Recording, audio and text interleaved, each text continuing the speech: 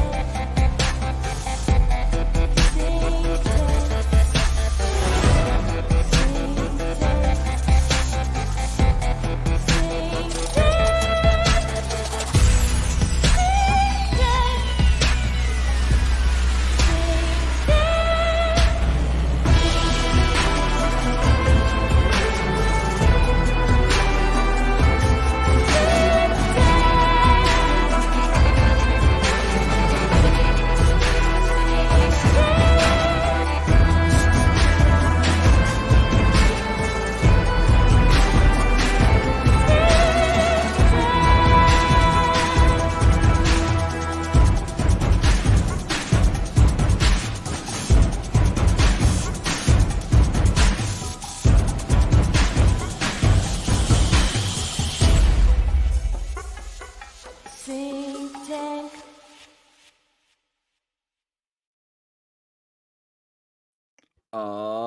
Yeah. So basically, there's a movie that's about like adrenochrome. Adrenochrome. It's adrenocomedy. It's an adrenocomedy. Is that what you call them nowadays? This is a new genre that I hope is Hollywood is going to be spearheading. It's a Well, citadrine, or like a citadrine, or is it a adrenocom? I'm glad you said it first because I always feel like you opened the door now for the rest of the episode. Because I was just going to start calling it a dun or something. Oh, no, I think I think my favorite Muppet is Frazzle. So like we're gonna talk about it, but I'm just curious. Is there a Muppet named Frazzle? No.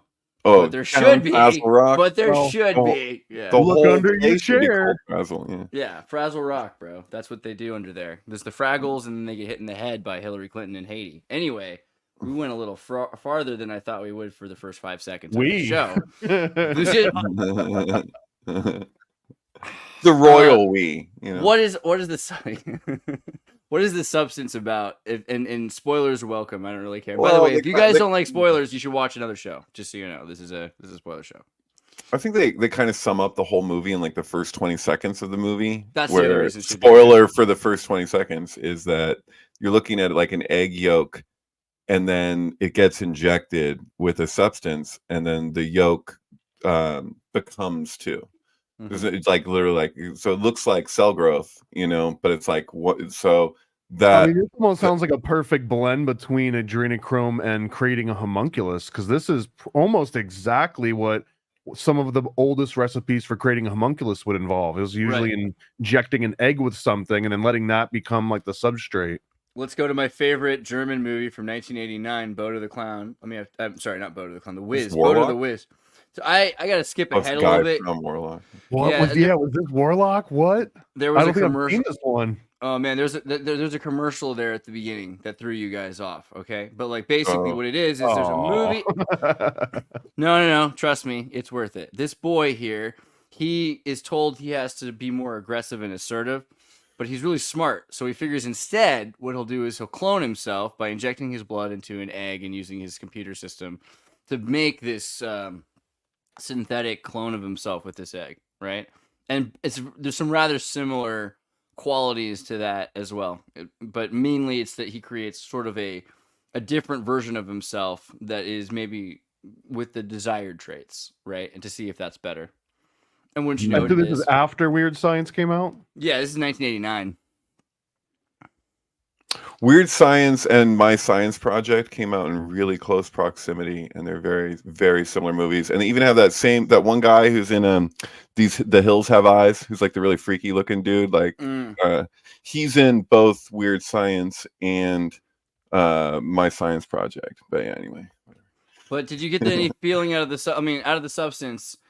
I mean, come on. What Dude, about okay, so just so you know, like you guys are gonna laugh at me, but that's okay. I was up until like 6:37 in the morning last night because I watched The Substance, and then just out of curiosity, I was just looking at like dates of like albums that were released this, and so the same day and year that The Substance is released, Katy Perry released her new album called 413.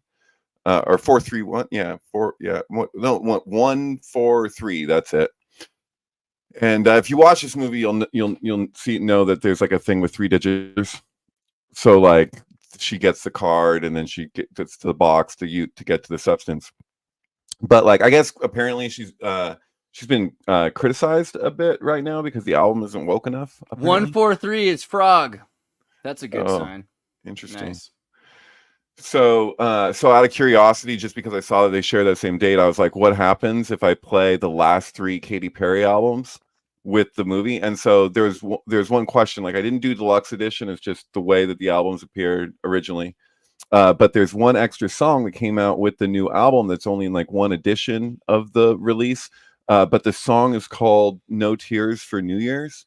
And so like the movie ends on New Year's, like it's got this whole thing that happens New Year's. So I was like, I aligned those 3 albums with that song to the second that the film cuts to credits, and what happens is that the first note of the first song on the first track corresponds to the moment that egg splits in the beginning. So like the moment where it actually breaks apart, and so it makes like a boop sound like in the music. Like it's crazy, yeah.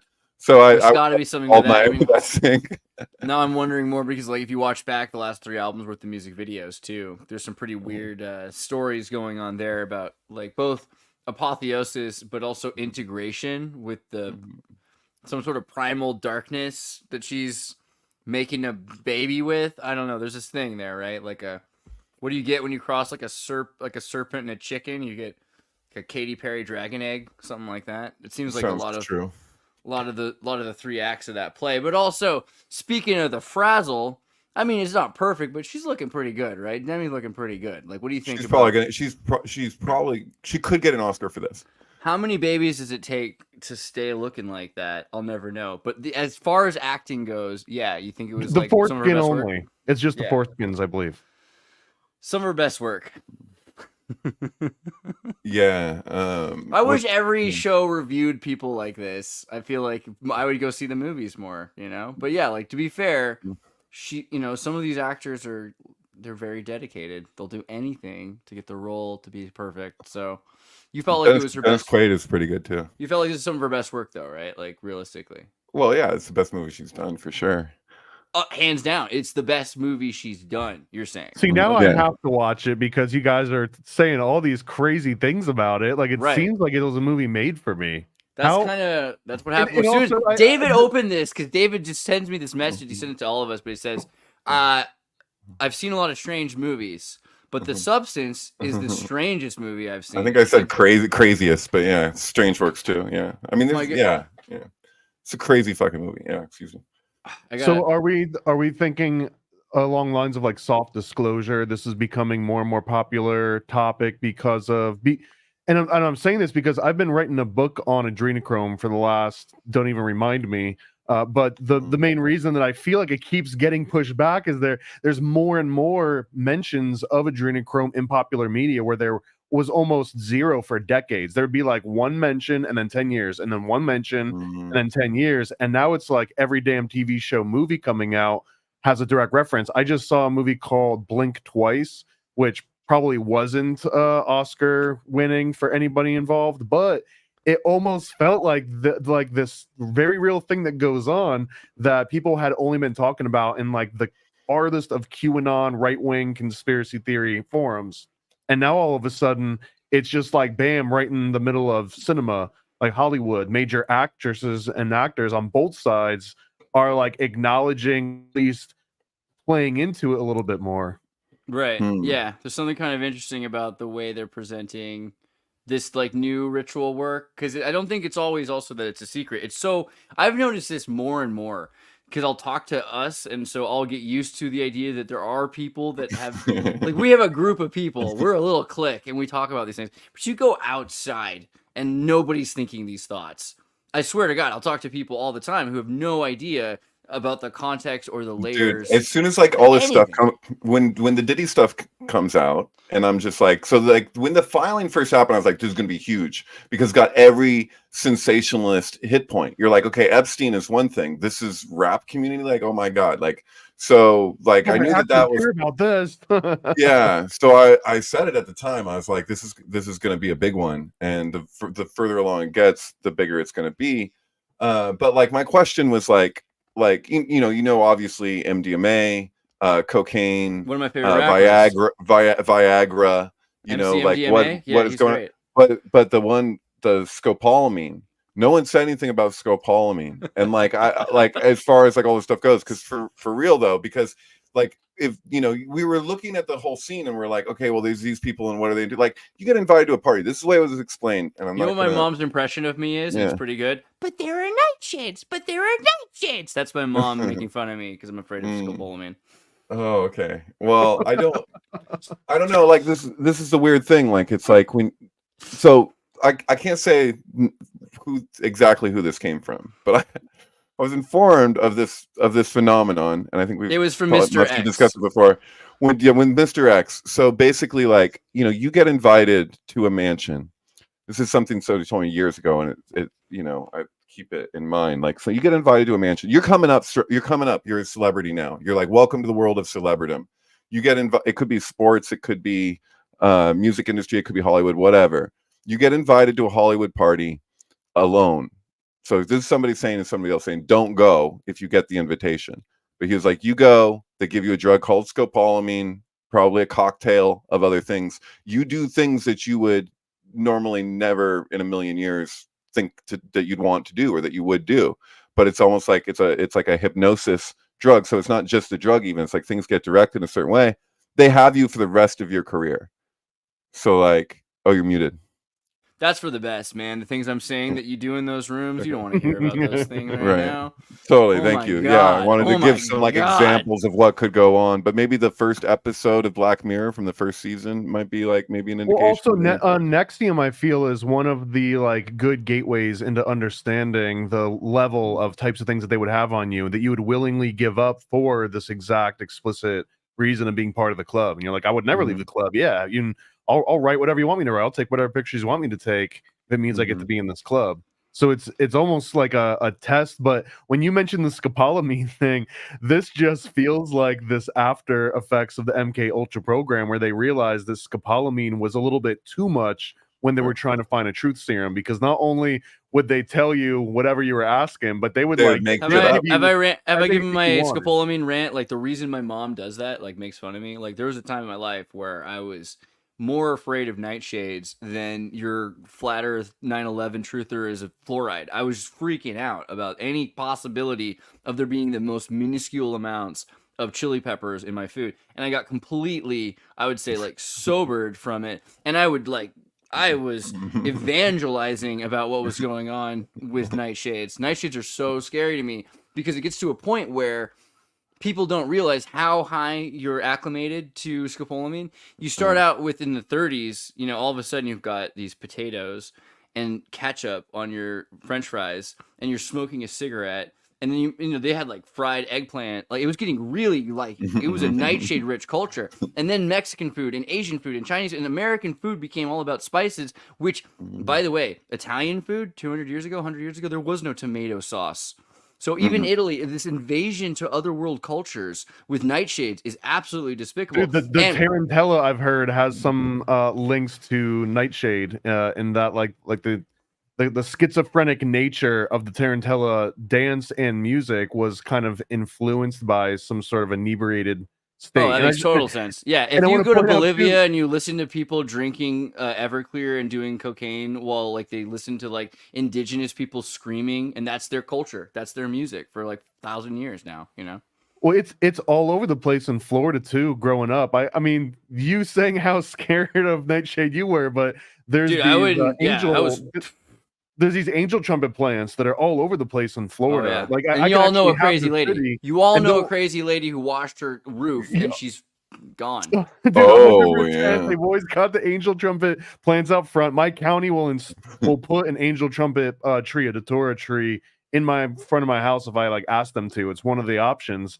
And I had a Mr. X that I knew in high school as well that basically took one of those datura flowers and squeezed like an extract out of it. Like I can't remember if he distilled it or what he did with it.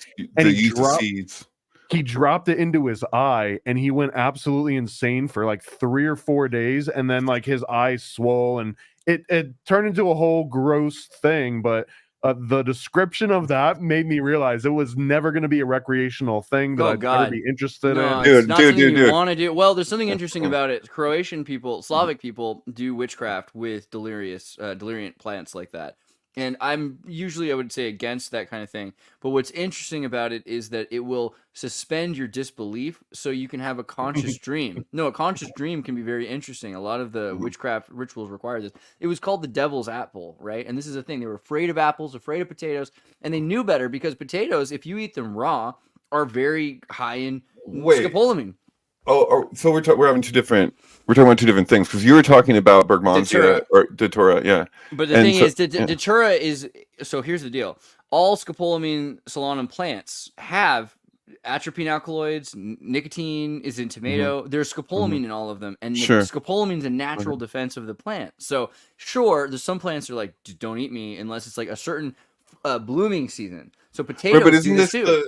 isn't this the stuff that's like in Midsommar? Like they like Yeah, it is. So, but here's the deal. Here's the deal. You can like grow plants for the purpose of having this key to this lock, which is what datura is. But realistically, you get just as much datura in a potato as long as you pick it 6 weeks early.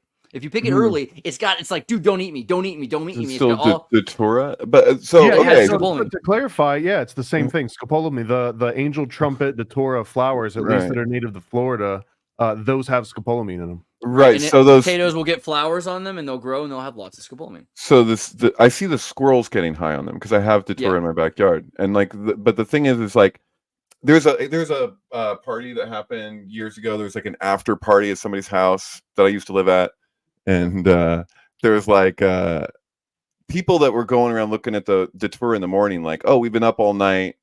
Maybe we keep the party going, whatever. My friend advised them how much that they should take if they wanted to take it. So he was like, this is the amount that you should take. And your friend was an MK Ultra handler, I'm assuming, at this point. No, my friend took it with my friend my friend took it with them. It's common knowledge in this part. And he took well, he's an ayahuasquero. So and then he took like 3-4 times the amount that he gave to them. And so one of my friends interpreted that as, oh, Mr. Elitist thinks he can handle his drugs more than me, whatever. Well, he had acclimated to that. They didn't know that. Of course, they weren't putting it, So they're like, after they take what they take, they go back out and they collect more. And everybody that took more went blind for a few hours or something. Oh my God, yeah. They couldn't see a thing. And so then they had to be babysat, like like it's not, this isn't permanent, but yeah, they're not only you blind, but you're also having a hallucinatory experience internally, so it's this visionary thing for sure, but you can't see what's actually in front of you. Yeah. There was a book about blindness where everyone gets this white blindness, and it was pushed in elementary schools and junior highs when we were kids. I forget the name. It was like white noise or white blind or something like that. Instead of seeing all black, you see all white. And that is what happens on datura. You get this really white. I mean, I've heard. So the idea that people will eventually get to a social norm where this happens, how could that possibly happen? Because you'd have to wait, you got an anti-datura pamphlet in school? Better. No, it was a novel about an entire town, an entire town that suffers from a datura outbreak, and it's not even clear. And like, unless you read this and you know what's going on, and your teacher's a history teacher. I mean, I hate to shoehorn MK Ultra into everything, but this could also be a point saying Esperate, where what they claimed that something had gone wrong in the town's grain or the bread supply, and everyone just accidentally got dosed, but really it was likely the CIA dumping there's no LSD question. water There's no question. It's called St. Anthony's Fire. Yeah, is the ergot poisoning. There's no question at this point. We totally know now that the CIA was drugging French towns, and there's several French police and ministers of intelligence that came out about it that were really disillusioned about it. Here's my point. So at the 1920s and 1930s, you don't have the Datura thing as much yet. It's still an important thing to have scopolamine because they're using it in the OSS for World War II. But before that, the Pinkertons used it for the last 100 and some odd years. And when they went down to South America and they're tracking Butch Cassidy and the Sundance Kid, like this is where they get really interested in this sort of interrogation drug substances, but they find out that there's different ones that are useful. So like heroin and opiates, morphine, you can drug someone, take it away from them. They'll be in so much pain, they'll probably say what you want to say. But Datura, you can literally wear a mask that's not even that similar to the person you're pretending to be, and people believe you're that person, right? You could play their voice recording. They'll think you're that person. There's things you can do like that. And so they get into this idea of power of suggestion, which at the time you've got mesmerism, you've got all of these circus tricks, you've got hypnosis and carnivals. That's getting more and more integrated into the Pinkertons, which becomes the FBI, which eventually some of that stuff makes it into the CIA. And boom, agriculture in America, because like we said, we have this, French fries and we have ketchup and we have cigarettes. So you're driving down the highway and these French fries to get to like a McDonald's, like these French, like the potatoes have to be picked early, right? So you're getting the potatoes when they're guaranteed to have the most scopolamine, and you're delivering them all over the country. Don't even get me started with what's going on with tomatoes at this point, because of canned tomatoes, like it was crazy what they're doing with canned tomatoes. So you have all these drugs, and then all of a sudden the media changes too. As simultaneously with this new movement of nightshades in everybody's food, just crazy amounts of scopolamine in everything you eat, the signs start changing from 4 out of 5 doctors recommend this product to I like Ike.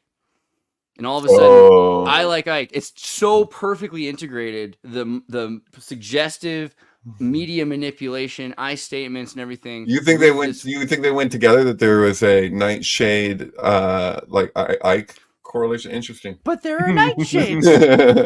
And I think it's interesting too that you're mentioning like the 20s and 30s, because this is around the exact same time that you've got like the cybernetics coming together, like early 40s, I guess. But this is based off of, I think, 1901. A Japanese scientist was the first one to synthesize adrenaline in a laboratory. And once they did that, they started to realize how close it was to mescaline and a whole slew of other different drugs, specifically ones that could completely change your mentality. And that was sort of unique in that now you had not a plant-derived, but a mammal-derived drug that had some of the similar effects that these plant-derived ones. And this ends up becoming like its own little avenue that's separate from the Pinkertons, because those two things kind of converge in the 40s and 50s. You mentioned the OSS, but I would almost point specifically Skull and Bones and the Century Club, these two together. Maybe Skull and Bones more so because they had such a long, centuries-old history in the drug trade, bringing opium into the country and skirting around, Chinese laws and everything. So they probably had to connect. They would have known how to get someone hooked on morphine and take them all back off. But what's interesting is that Robert Gordon Wasson, he's like the epicenter of all this, because he's the one that knows intelligence people. So he's got the Pinkerton style connection. He knows the finance people, the Rockefellers, JP Morgan, because he was basically VP for JP Morgan. And he was the first guy that ends up bringing Salvia divinorum, and he brings magic mushrooms into the public consciousness. This is like the trifecta. I would almost say that it was like Huxley and Gordon Wasson as being the two biggest catalysts into like creating this like interwoven fabric of psychedelic / scopolamine / adrenochrome that just kind of spanned the rest of intelligence and even the pharmaceutical industry at this point. Right. I'd also go even further then. If we're going to talk about the Skull and Bones and the Wasps, then you got to go beyond the Protestants right to the Catholics, because the Jesuits, if you start reading like Terra Bellicum and all the journals and diaries of Jesuits going to other countries and cultures, immediate first thing they do is figure out how those people are worshiping gods, what drugs they're taking, take those drugs with them. The 1600s are tons of stories of Jesuits taking mescaline, mushrooms, psychedelics, and discovering what these magical medicinal herbs are that are, being used by all these people. It's really different than the way we view Catholicism today, right? I think that's another thing. But you have to imagine they're like the CIA got their idea of wearing black from the Jesuits, like boldly knowing what it's an intelligence gathering agency in a lot of ways already. Is that like how Bill Hicks got the idea to wear black from the monolith from 2001: A Space Odyssey? That makes sense. He said it. Because he's a square. That's why. Also, I wanted to pull up what's his name, Takamine, because like he was a sake brewer, and yeah, kind of the shogun of his time in some ways. One of the more interesting dudes, actually. He was. This is the guy that originally synthesized adrenaline, right? Yeah, adrenaline. Yeah, epinephrine. Well, so that's actually a really interesting aspect, though. That there's epinephrine, there's epinephrine with and without the E, and then there's just adrenaline. And these three things were almost being combated as to like who could actually patent this synthesizing adrenaline. And eventually the courts, and maybe like the only time in history that I've ever seen, they came to their senses. They were like, you can't patent this. This is just like a general building block that we can derive out of any mammal very easily, as this research kind of shows. So they shot it down. But originally, I think one of the epinephrines, the one with the E, I'm just going to guess, I had a 50-50 chance, was going to be like the trademarked version before all this happened. But now that's why there's still confusion to this day about adrenaline and epinephrine, was because of this try to kind of like patent it. Well, this is like a deviated subject. So if you guys want, you can just pull me right back on subject. But Alex Soros has zero chill. Have you noticed this? It's crazy. I don't know. Like, I mean, who brings in Tim Waltz to his apartment just so he can show that he owns him? Like, on Twitter of all networks. You know what I mean? It's like the KKK at a Black Panthers convention. It's so out of place to me somehow. No, just me. All right, I can move. No, on. I don't see this being out of place whatsoever. And he has not shown him anything. This is Alex Soros basically laying the sword on Waltz's shoulders a little bit, right? And he's kind of saying like, "Hey, I'm the real kingmaker in the room. You can see me literally standing in the shadows behind this puppet in front. So if you vote for this puppet, here's one of the fingers that's going to be rammed up in his suit." Stop trying to make me like Alex Soros. So is this because it's working? Sorry. Totally. No, I'm just like, no, never mind. I don't know. Is he gonna have the ball sack eyes too when he gets older? I'm just wondering, because I feel like that was one of the biggest downfalls. Once Soros started developing those weird eye bags, he started looking the part too much. But now there's like this young, jovial, like fresh blood that's not gonna have that outward appearance for decades, right? I mean, there's all these cool life extension supplements, and I get the feeling that Soros is going to do all right. The baby foreskins. Yeah, I forgot about that. Yeah, it'll be okay. But like go ahead. Sorry. No, I don't know. I haven't seen that much from. That's his son, right? That's George Soros' his son. Yeah, no. So like, yeah, is he as arrogant as his dad is, or what is that? Oh, more so in a cool way. That's what scares me about it. Like, I feel like if I was Alex Soros, I would probably do a lot of the same things. Like, he's fitting into his. Like, he's a gear in a system that's working, and it's kind of scary. That makes way more sense to me than I want it to. Because here's a guy who wants, like you just said, to be a kingmaker because he thinks he knows better than other people. And here's the sad truth: is he does. He knows a lot more accurate datum than most people will ever get their hands on. Surely he has his own opinions and his own ideas about what those what those pieces of information mean, whether those facts lead him to truth is a completely other thing. But yeah, I don't think he's as misinformed as your average American. We can quote weird, obscure movies from like the 40s through the 80s, right? But yeah, cool. Alex Soros literally, like, this isn't even a hyperbole. I'm assuming, but I feel like this is not hyperbole. He literally knows exactly how to cripple entire countries' economies overnight if he wanted to, and then repair them. And like, these are things that I feel don't make it sound that impressive. Like, it's not that hard to leave the water running in a country. Well, bro. no, I get that too. Have you not read the sabotage manual? It's pretty simple. It's like, but he knows what number to call too. That's all it is. Other people do all the work. He just knows what number to call. Right? I feel like the anarchist cookbook. So this is another thing. Like, you think about how, like, I remember as a kid reading about the CIA sabotage manual and being like, this is really kind of crazy. But it was not 2 years after I had already gotten the anarchist cookbook. And so to read the anarchist cookbook and to understand the connections between the CIA and Abbie Hoffman, even though I do think that there's clear evidence that they were different and at odds with each other, when you're like police and criminals, they become really similar things when they're hanging out with each other. So there's something about that, like the Weather Underground and the CIA infiltrating proto-Marxist anti-American movements, which is beneficial to a globalist agenda. Well, and that was even pre-FBI, pre-CIA, even pre-OSS. I think this was FBN, the Federal Bureau of Narcotics, which predated FBI and the DEA, and I think maybe not the ATF.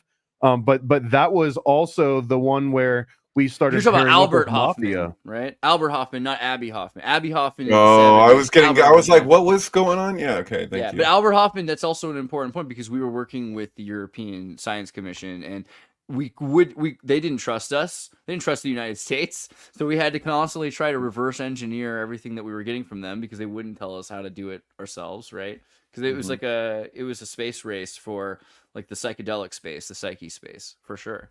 But I mean, also all those people were Rosicrucians too. So there's also a secret society of people that are interacting with each other, which are non-Protestant. I mean, there are Protestants involved. What do you mean? What do you mean? All the people you're talking about? Albert Hoffman was a Rosicrucian, and like Watson and Crick. Oh, Albert Hoffman was a Rosicrucian.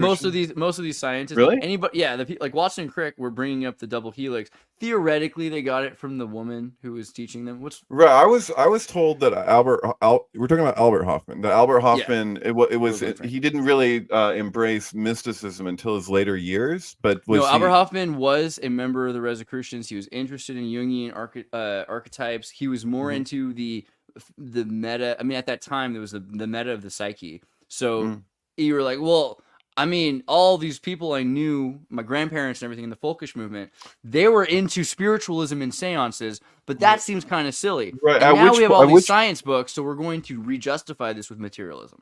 At which point, because I guess that's the difference is like between like Walt Disney, obviously from a very young age, he's being acclimated into fraternal type things, including Rosicrucianism and some offshoot of Freemasonry, something connected to Freemasonry. But yeah, de Malay. But when it comes to like Albert Hoffman, we're talking like later in his life, right? Like obviously years after his bicycle ride. No, I mean, so like before that, so like before his bicycle ride, he was interested in Rosicrucianism and growing up. Yeah, and so his father. What's interesting about that also is his father was a Protestant. So the fact that he was in the Rosicrucian sphere, but also was not so superstitious. He was less superstitious and more interested in the material explanations of what people were doing, why these things were happening. I wouldn't expect him to include this in his autobiography, but I did read it, LSD, My Problem Child. But I would, if you have a source for that, I'd be really interested to see it because connecting him to Rosicrucianism is pretty interesting. Yeah, especially the one I'm trying to find right now, and I'll look for it. I hadn't seen it in a while. Is how the idea of the double helix, because there's evidence from his journals that he was studying and reading about Isis in the Epic of Gilgamesh, who has two serpents wrapped around a staff in this kind of a similar. You're talking about the physicist who had the revelation around the double helix for DNA. That's somebody who was that? Albert Hoffman actually had, while on the bicycle, thoughts about DNA. So while he was riding the bicycle, he was supposedly thinking about. Well, of course he did. But the guy who's attributed to coming up with the model of the double helix for him having that insight that he did come up with on LSD. But that's somebody else. I forget his name. But so it goes even deeper because it's like Watson and Crick theoretically took LSD and studied this while also being Rosicrucians, but they didn't even come up with it because Rosalind Franklin did it. It was the woman. It was all. This is what they're supposed to teach you in school: is that these men Watson and Crick stole this idea from the smart woman Rosalind. It happens. Big eyes. Yeah. Totally. Yeah. Pretty much, man. I don't know. Did you really steal it, or did she just not? I mean, she just didn't move on it fast enough. Well, did you see what? Did you see what she was wearing? Yeah. I don't know. These pearls and everything like that. I don't know. I mean, she does look a bit British, but she was brilliant. You know what I mean? Like, you got to give her some credit. Credit where credit's due. Rosalind. All those threes. Interesting. I didn't think about that. Yeah, so that's also like the Ava Lovelace kind of thing, Albert Hoffman, and then Simple Sabotage Field Manual. Simple Sabotage Field Manual is really practical. So imagine you're visiting another country, you know, there's a lot of fun things in there. There's Was this your manual for when you traveled, Andreas? Did you bring this with you? Did you have a copy? No comment. How about Lady highlighted? How about Lady Gun magazine? Hold JoJo, on. Wait, No, No, he's you trying don't- to jump the subject. Look what he's you doing. don't want He's to putting see a spin. it. You don't want to see the trans lady. Okay, all right. You already know we absolutely do, but you already opened the door on the anarchist cookbook, so I just had to throw out that around the same time there was a superior one called a terrorist handbook that was way more. Had like ASCII art that showed you exact ways that it was called the terrorist handbook. And I don't even remember what the author was, but it was like way more legit than the anarchist cookbook was. And then there was another one that was kind of adjacent to that. It was more on a self-reliant, like survivalist thing called. No, that's definitely not it. I like that there's an Oxford Handbook of Terrorism, though, right? There was a series called Poor Man's James Bond, which was awesome, and that basically showed you how to like create all sorts of projectiles using household. Like it was the MacGyver Handbook. It is the closest thing to an actual MacGyver Handbook there ever was. Wait, that guy's from Santa Cruz who did the anarchist cookbook. Like he lives there now. Like he does. This is the guy who kind of leads Food Not Bombs, right? You mean Abby Hoffman? No. No, I thought I just saw what you just had there in your last image. I saw somebody's name, and he's from Santa Cruz. Oh, what's that? Go back to the picture with the carrot, hand with the carrot in the corner. I think go back here somewhere in the front. Poor Man's James Bond. I swear you just had it up. I was looking at it. There was like in the corner there was a hand with a carrot and it had the name. What are you hiding? What are you trying to hide, Andreas? I'm just so scared. I don't know where it went. I don't know. Whatever. You had an image and the name that was on it with the anarchist cookbook as a guy who's from Santa Cruz. The other one was called the terrorist handbook, and I don't even want to search for it on my the terrorist handbook. Was that where I was seeing it? I don't know. By David Schultz. This might be it. No. Oh, that's not. Was this for posterity, man? You gotta know. I don't know. I don't know if that was it. I know it told you how to make sodium triodide crystals, and you created them using a whole bunch of I won't give you the whole recipe, but you made it in like these little pieces of duct tape, and you could like throw it and it would make these huge purple smoke bombs that would leave stains on someone's driveway that would never come out no matter what you did. It would just never come out. Several years back, a friend of a good friend living in Berkeley had smoke bombs and they had a raid on their house because of books they had ordered online for classes that they were taking at UC Berkeley. It was like, and some of them were just books from Amazon.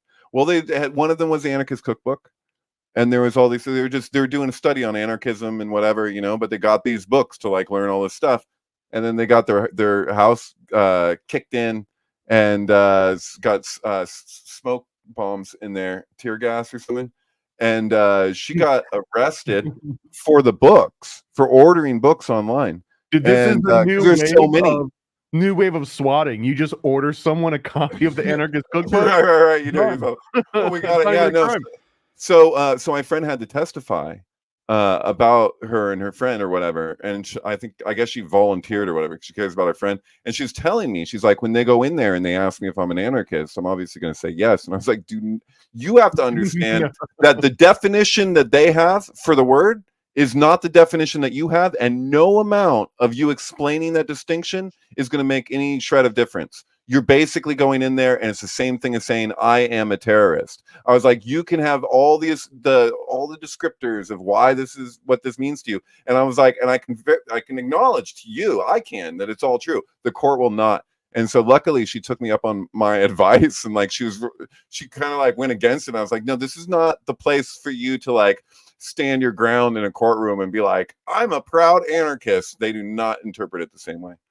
I remember one of the things that I also thought was interesting about the Anarchist Cookbook is they talk about like phone phreaking, and there's levels of, I mean, obviously it's very antiquated now. You can't use it the same way you used to, but at the time it wasn't just even sounds, it was electricity. And so you could literally send enough electricity through a phone that someone would pick up the phone, they couldn't let go of the phone, and they would die, right? Because the electricity flowing through the phone, which is just terrifying to imagine and wonder, like, could that have happened? Could that have ever happened? And there are just so many interesting examples where you can chat GPT it, like how many people in history have died via electric shock through the cell to the landline telephone.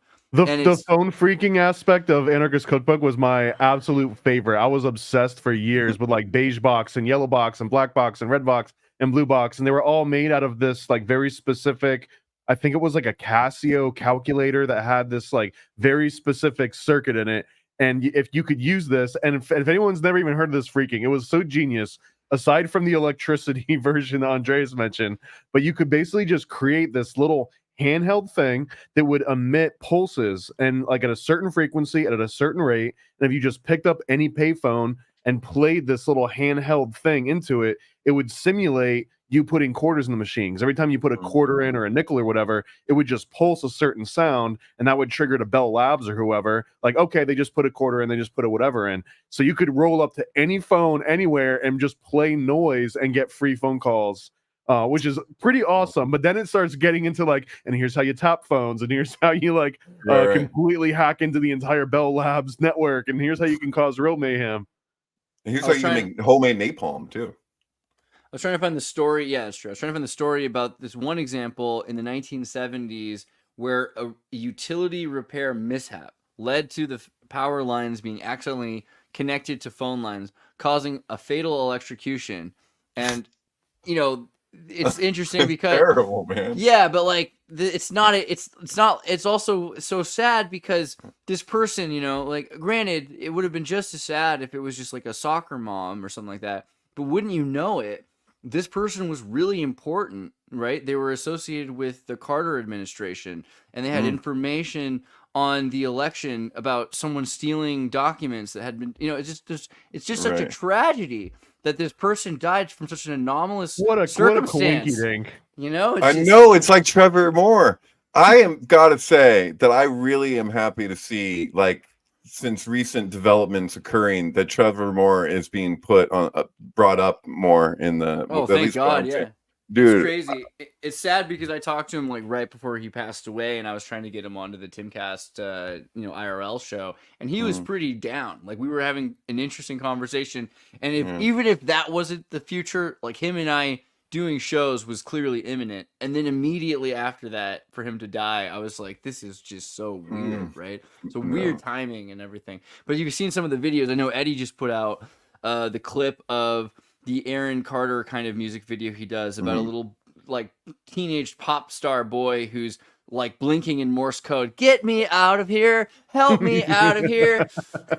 Right, but wasn't there something weird with Aaron Carter too? Or because P. Diddy, you can see the before and after shots of any time any kid ever met P. Diddy, and like it's pretty bad. There was one I was watching a video, like this is all fairly new to me. Like I heard the rumors and stuff, but I just never went this deep into it. But I was watching this video where a lady was breaking down how she had been claiming this for years, that Justin Bieber was doing anything he could, I guess, to like avoid working directly for Puff Daddy, and gets managed by Usher, and Usher comes in, and basically within 48 hours of Usher having Justin Bieber on paper, he has transferred said paper over to Puff Daddy. So like all roads lead to Puff Daddy, I guess, if you were like a young twink in the early 2000s.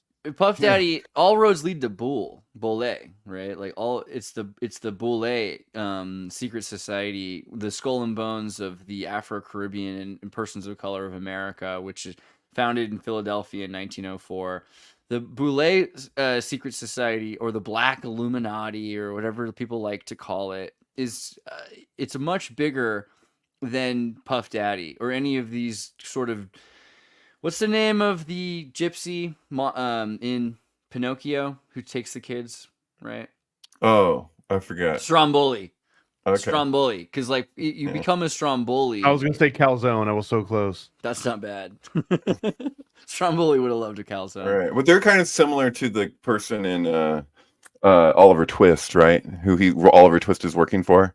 It's like I guess. Yeah, I think that there's a level though of the Boule, which are like they find people that like Puff Daddy clearly has serious psychological issues that started probably before he ever was becoming the new Epstein. You know, it sounds like originally maybe his mother didn't love him right to begin with. I don't know if he comes from a taboo family, like some sort of Linkin Park thing, or I don't know anything about that. I'm just saying that he seems already kind of narcissistic because he feels unloved. And impotent, not masculine enough. Something about him that he felt like he had to be so hypersexual and have so much sex. There's something about that seems Well, like he not knows that getting if enough. the more he plays the game, the more he, what his experience is going to be better for him up to a point, also like common that to be point a being pimp. now. Being a pimp in a socioeconomic disparaged urban zone is a natural order of things, right? Like they think if you think that prostitution is the oldest profession, then being a pimp is similarly one of the oldest professions. So him being this sort of an exchange, both a pimp, which is somebody who's a bordello, a gogol at a bordello, right? His job to watch over the madames, and also because this is a honeypot, this is a bucket of fish. You need to be sure there's people that you want to be having those girls, the police and the elite, but you also have to be careful about anybody else and be able to control that. This is a very natural thing to evolve.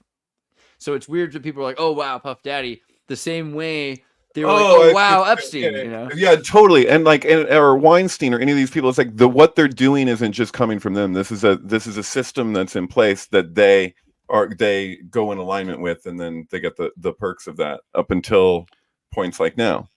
So right. the whole thing, yeah. What about, I mean, and back to, The Simpsons did it with Mr. Xirtus, but all that muck to fit into the island, right? The BBC kind of island show. I mean, at very least a double kind of a vibe, if not a clone. But this speaks to me, this idea that Puff Daddy P. Diddy has actually disappeared. But having multiple names is already weird enough. But he's not the same person. We're not seeing him. This guy has disappeared. He's gone to the island already. We're now seeing some stand-in, right, for the purpose of Boule. That's how you feel about that? Question. I mean, there was supposedly 10 Saddam Husseins. So could there be 2? And it Puff seems Daddy like he'd have the money to do it. And I wonder Boule too, would, like Epstein was supposed to be working for Mossad, right? So who are you saying? Boule? Boule is the level of Mossad. Yeah, I mean, Boule is a bigger deal in a lot of ways because it associates Israel and Saudi Arabia, right? There's a connection, but it's connected also through. I always wondered about Boule, like, is it pseudo-Muslim? I always thought so. Sure, but like in the way that Freemasonry and Shriners. Sure, they all have that. Look at the sword on the that's actually supposed to be Chokhmah in the Shriner symbol when they have the little pharaoh too. That's for Da'at, and then the crescent is for Bina. Right. But, yeah. So I would go further and be like they're straight up into, this is the symbol of Sigma Phi or Sigma Phi Phi, right? So Sigma Pi Phi. So this is what Boule is. I mean, they're more occult than that, and they're interested in, maybe if they're like Islam, Nation of Islam, because they're clearly interested in star seeds, Pleiades, this whole idea of multiple root races. There's a Blavatskyan element to it, and it's very much a Masonic but Ivy League-esque fraternity. It's a very American Greco fraternity. So I don't know. It's hard to say that this is so individual. I think it's maybe, in a sense, if you think of the Prince Hall Freemasons, there has to be a Boule Illuminati. It's essential because there always have been such important Afro-Caribbeans who've run the Western Hemisphere.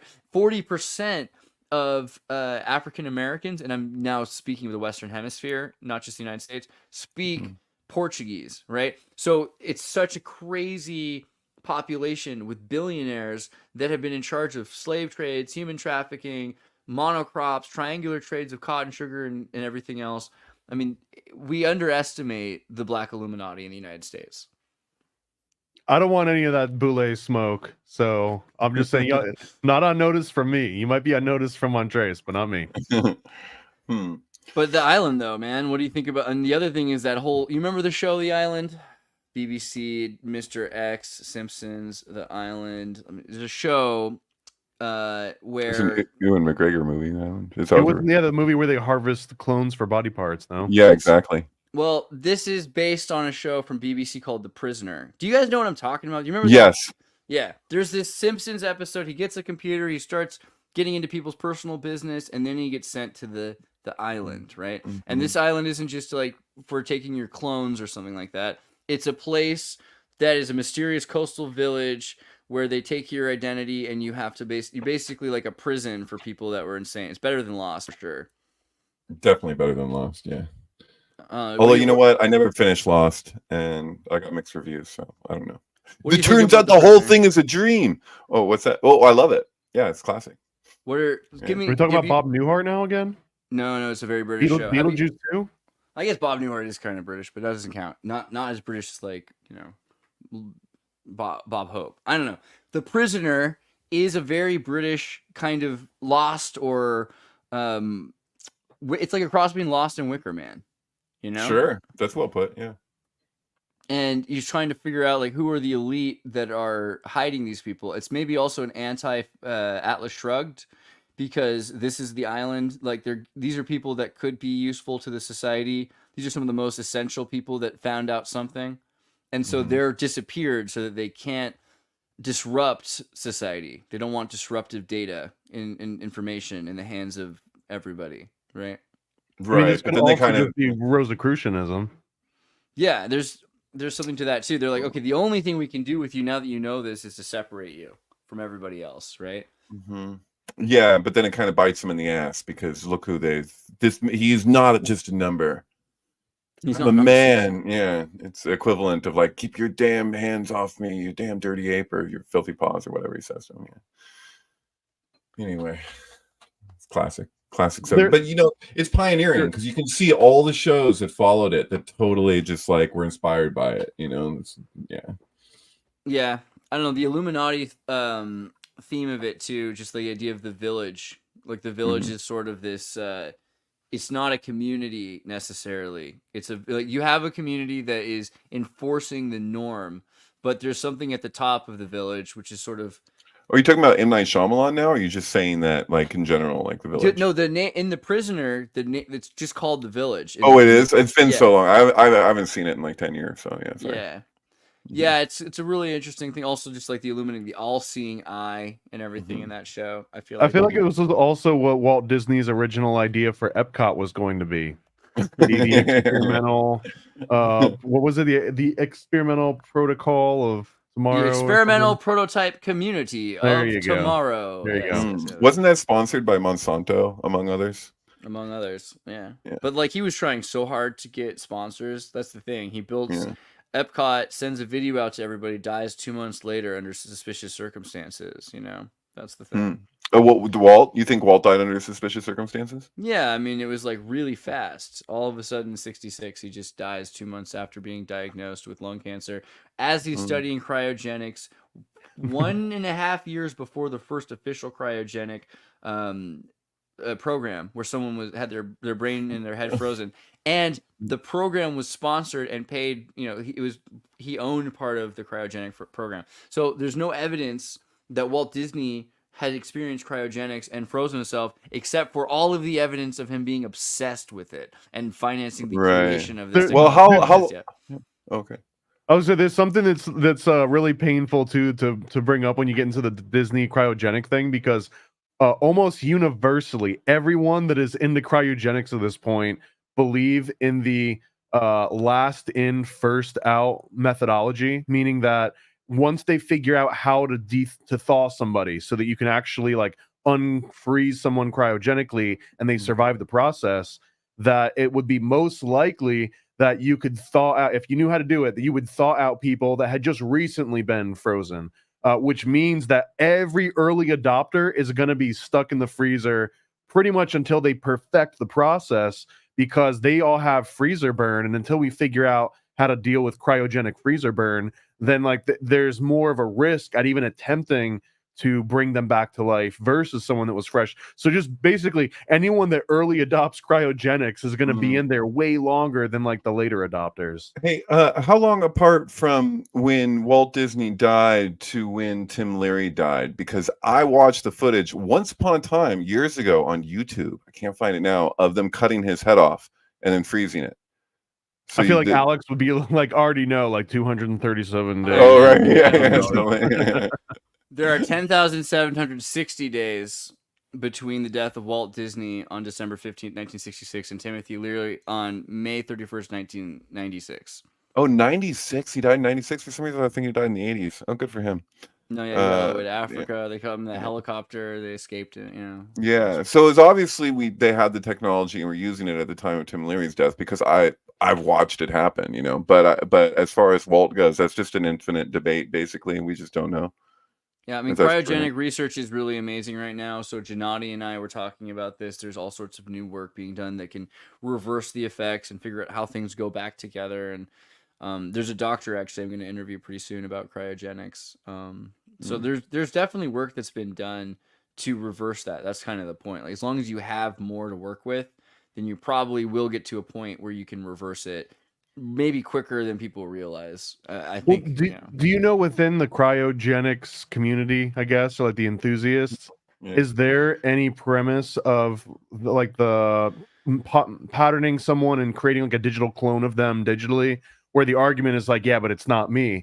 Because I would almost assume that after a certain point, even if you're cryogenically frozen, if they reanimate you, there's an argument to be made. They'll be like, yeah, but that reanimated version is not the person that went in there originally. Totally. I saw the Tupac holographic. It did not look like it was really him. Want my money back. So let me try to pull up Greg Fay for a second. So Greg Fay is a cryobiologist and really fascinating. Does some amazing work on this subject and has figured out how to reverse the reverse vitrification of instantly cryogenes. So anytime you have even beyond the metabolism of a cell, even DNA itself being frozen. And so he's been doing some incredible work. His main thing is working on thymus regeneration right now. I think that we're going to see.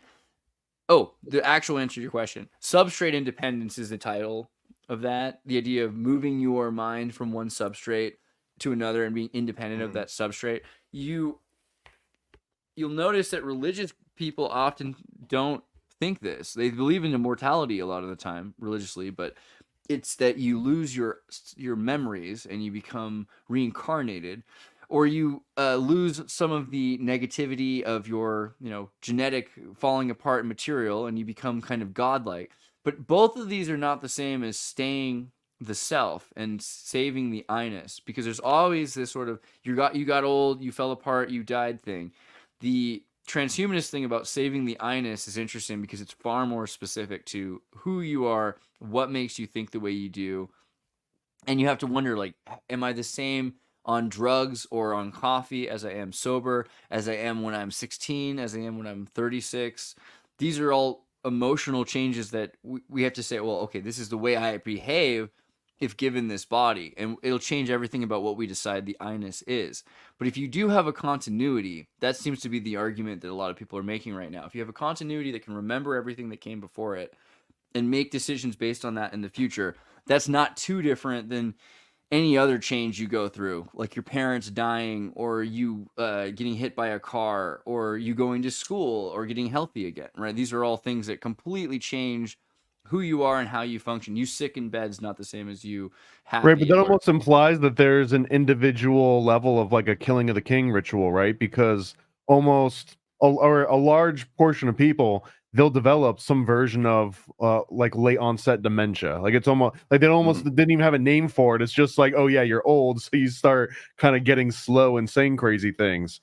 Like that's just grandpa being grandpa. But that's like a very real. So then, is there like a specific time for cryogenic or substrate independence that you would want to leap? Like it almost feels like this is the granular version of killing of the king. Everything's changing so fast. So basically, up until recently, because we couldn't know as much as we do now about health, the idea of dying until we did, and just eventually someone will solve it, and it will get to. And maybe it takes 20 years for people to get used to being healthy, 40 years for people to have stacks of mental nootropics, 60 years for people to have these regiments where they're living perfect lives, right? Where you're doing all these crazy things which are leaching out toxins and forcing you to exercise, like biblically perfect lives. But that could lead to a point where all of a sudden people are living till 150 years old,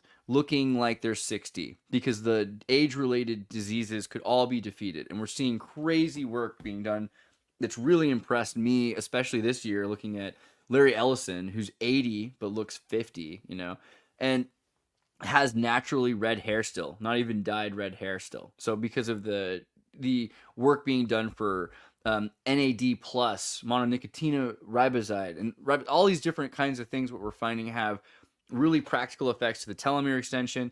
And that's not even considering the things that we've tried in the past. There's all these hormone treatments, right? Women today, with the access to estrogenic deodorant, has completely changed the way we look at menopause. So we're going to see more and more of this extension of the human condition, where 60-year-old women look like 40-year-old women, where 90-year-olds look like 60-year-olds.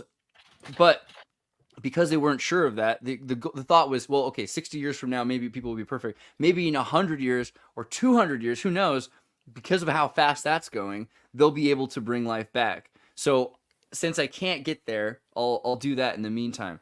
And there's a lot of reasons that you would do that if there's any sort of disease we haven't solved yet. But we're so close to solving all diseases because AI has gotten to a point where we can predict, hey, look at you from this camera. I can see that in about 6 years you're going to get a cancer. So let's just start working on it right now. Let's do a promoter sequence graphene tattoo that tells you every single sequence of DNA that turns on and off throughout the day and what it does. We're going to get to a point where all of this is so, I mean, it's already, there are people. If they stop poisoning the food, that would be a good start. You know? And yeah, that would be good too. Yeah, that's actually, I want to harp on that too. Split mind on this though. I'm like, should I just get cremated so there's no way someone can like bring me back into this hellhole? I'll figure it out. Like, hey, we figured out a way to bring everyone back to life.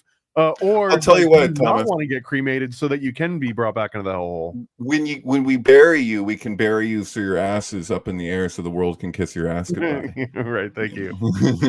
Brian Johnson, my favorite Mormon vampire, recently created the anti-aging protocol. And you're thinking to yourself, wow. It's literally called snake oil. Yeah, exactly. Now, I freaking love him, actually. So the thing is, the blueprint stack is actually pretty cheap. And all it is, the snake oil, that's just olive oil. Or not just all, it's like the most organic California olive oil. And there's a lot of Wait. Did something happen behind the scenes between last week and this week where now you're getting some... Is this to monetize? No, I wish. I'm not saying that you should actually buy this. Hear me out. Let me explain. Oh, okay. Because you can get olive oil yourself in California. Like, I actually went and looked at this and realized, wait, cacao powder, blueberry nut mix, these are all healthy foods that I actually unironically eat already anyway. I'm not saying that it's bad to buy this. I mean, I'm sure that there's probably, actually it's practical. I'm sure that price-wise, if you don't normally go out and buy healthy, fresh food, let's say you live in the desert or something like that, this is like 400 calories a day of, you know, guaranteed healthy food with all of your pills mixed together, your NAC and NAD plus and whatever. Oh, thank God, that's a UV resistant bottle. No, I mean, actually, it's actually kind of base that he's all about defeat death and everything like that. My point was that these defeat death. Oh, I got a bad news for that dude.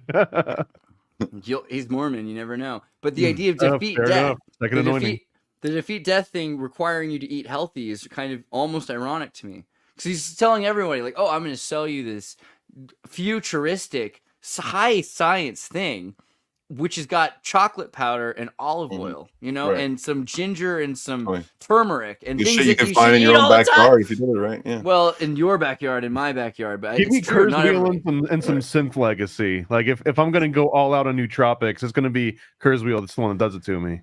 Well, I hear you, but the Kurzweil diet is, I think, more like $1,000 or $2,000 a day in supplements, and you got to really get used to open up your throat for that many pills a day. You got to have that old money, or that at least that like 80s synth legacy money. I mean, I definitely like to eat a lot of supplements. I definitely like to eat a lot of supplements, but I think that you can definitely get most of those things bioavailable from natural sources. It makes way more sense to get your minerals from kale that have a plant that's processed the minerals and metals itself, right?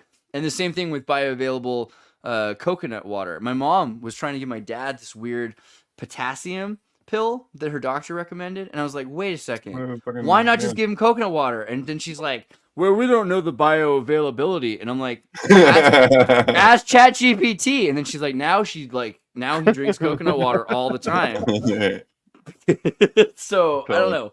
It seems crazy to me because also when you take a potassium chloride pill, emphasis on the chloride, you have to then be careful about what chloride is doing to your bones. So you have to worry about calcium, and it's just like a slippery slope. So you should really be very careful about taking supplements. And I think, I mean, that's kind of why I think the blueprint protocol idea, at very least, it's like based on natural foods that are bioavailable. But those are things you can do yourself. So unless you can't, and then you go to that, and don't buy him unless he gives me a promo code. Yeah, like I agree with David on this one. But you can get yourself some cacao and some ginger and turmeric, and you might live longer because of it. The other one was resveratrol, right? Resveratrol is the grape juice extract that's in wine. So if you stop drinking wine, apparently wine's got resveratrol in it, which is really good for you. So you buy a $40 bottle of resveratrol, and now you're living like these rich white people. I don't know what to tell you. This is so stupid, but did you watch Bill Gates buy a hot dog the other day in New York? Did you see the footage of it? No, I don't know. It's just everything about it, like the way that his hand's in his pocket and he takes his hand out of his pocket to get the hot. It's like trying to be like, it doesn't show him eating the hot dog, so I don't even believe he ate it. Back into his pocket. It's he looks at it like he's the anti-Slavoj Zizek, like Slavoj Zizek with a hot dog is real. Bill Gates with a hot dog is not real. It's just the whole deal of like, I don't know, like hanging out with the simple people are like, you know, but it's just like, but no, he'll get the hot dog in a second and then he'll look at it and it won't, if somebody brings it to him. So apparently he ordered it. This isn't real. No, he's real. So real. Yeah, it's so real. And he's like, all right, I'll stay here and wait. This is actually, this is only funny to you because you live so far from Mountain View. If you lived a little closer to Silicon Valley, this wouldn't even hit you the same way. No, it's the way he looks at it because they don't show you him eat it, you know. No, yeah. And like, I don't believe that he ate it. Like, that's kind of the whole point of what makes it funny to me. Is why would he didn't eat that fucking hot dog. I got to make sure I don't put the picture up unless it's the right picture because womanizer pool parties is definitely the wrong thing to show you.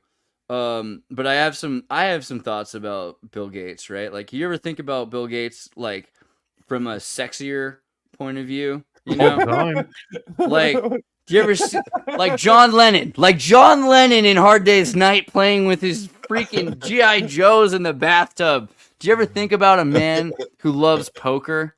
Loves poker. This guy he's a gambling man who knows when to hold them and knows when to fold them. You ever go on one of those poker shows with because a lot of those rich guys. He's way too good. He's way too good for people to know how good he is, and so he doesn't do those kinds of shows. Oh no, you wouldn't want people to find that out. No, he's not trying to get them. No, honestly, his number one skill. There's a reason why Windows came with solitaire. He's obsessed with card games. He's really a magic card trick kind of guy. I mean, in him throwing floppies like magic cards, like there's something about this boy. You know what I mean? Like, you can't undersell Bill Gates, right? Have you guys seen that like documentary series from James Corbett on Bill Gates that came out like in 2020, I think? So I really wanted to bring it up actually because Really? a friend of mine really likes Dan Deacon, who is a musician, and they were listening to the Spotify playlist. Dan Deacon's from Minnesota, which is also based very cool. And Dan Deacon's made all the music for the Bill Gates new thing. And so listening to like Spotify, if you go to like a chill playlist or anything like that, I've found this to come up over and over again where it's like every other song was just a picture of Bill Gates' face. Just nonstop. Like, and it was like, what is the emotional attachment here that we're supposed to... Hold on, let me see if I can do this. Windows is almost part of the vaporwave sort of movement. There's an entire Windows 95 and like Windows 3.1 subgenres within vaporwave. Right. This is the refaced version of the chill mix Hydrocarbons by Dan Deacon that I saw. But you know, is that your face, Andreas? It has to be, right? Otherwise, it would be Bill Gates' face. And I mean, did you do this? No. Britt did that. Thanks, Britt. Oh, of you. Yeah. Okay. Yeah. I'm just making sure I'm not because I am Bill Gates, I am Alex Soros, but we all are, aren't we? All kind of. No, I've seen so many AI representations of your face on different things. So frequently, when I'm on the internet, I'll think that it's you, and I'm like, "Is that him?" And it's, oh no, that's not Andreas this time. It's like, it's weird. Oh my god! I think But it's like we have to imagine if you were Bill Gates, dude, and you could like put clouds up and you could have a company called Make Sunsets, you would. Just Can I just No. See, yeah, go ahead. if I was Bill Gates, I would do exactly what he's doing, except I'd be putting LSD inside the mosquitoes. Who says they're not? Not. I mean, he doesn't say that they're doing that. Right. That'd be cool though. He doesn't say that they're. He doesn't say that they're not doing that though. Yeah, you know what? I just want to say that the reason why I know that Bill Gates is not a philanthropist in the in the real sense is that we have leprosy in India, and we have cures for leprosy that are just like a regimen that includes certain antibiotics and stuff, and they've cured leprosy for the most. Like, you can't, no one's arm is going to grow back, but you know what I mean. Like, over time, like we know what that is. And you ask Bill Gates about leprosy in India or elsewhere, and he's just going to tell you that we are working hard. We're working in shifts to get a vaccine out to deal with leprosy. And the thing is that the cure that exists isn't profitable for him. There's no big return. So like, and then you see that kind of thing over and over again with him. I mean, it's just, if you throw around a term like philanthropist, and then it's like, oh yeah, but we're not going to do it that way. It's so hard not to sympathize, though. Like, I mean, right? We spend all this time being like, oh, they want to kill everybody. But like having 500 million people and being super rich and genetically modifying slaves and playing poker, you know, I get it. I get why that's his goal. It seems like fun.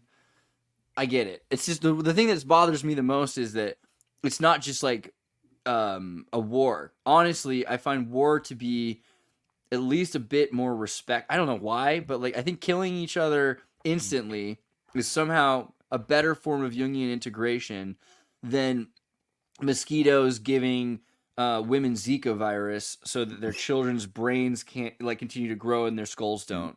You know, things like that freak me out more.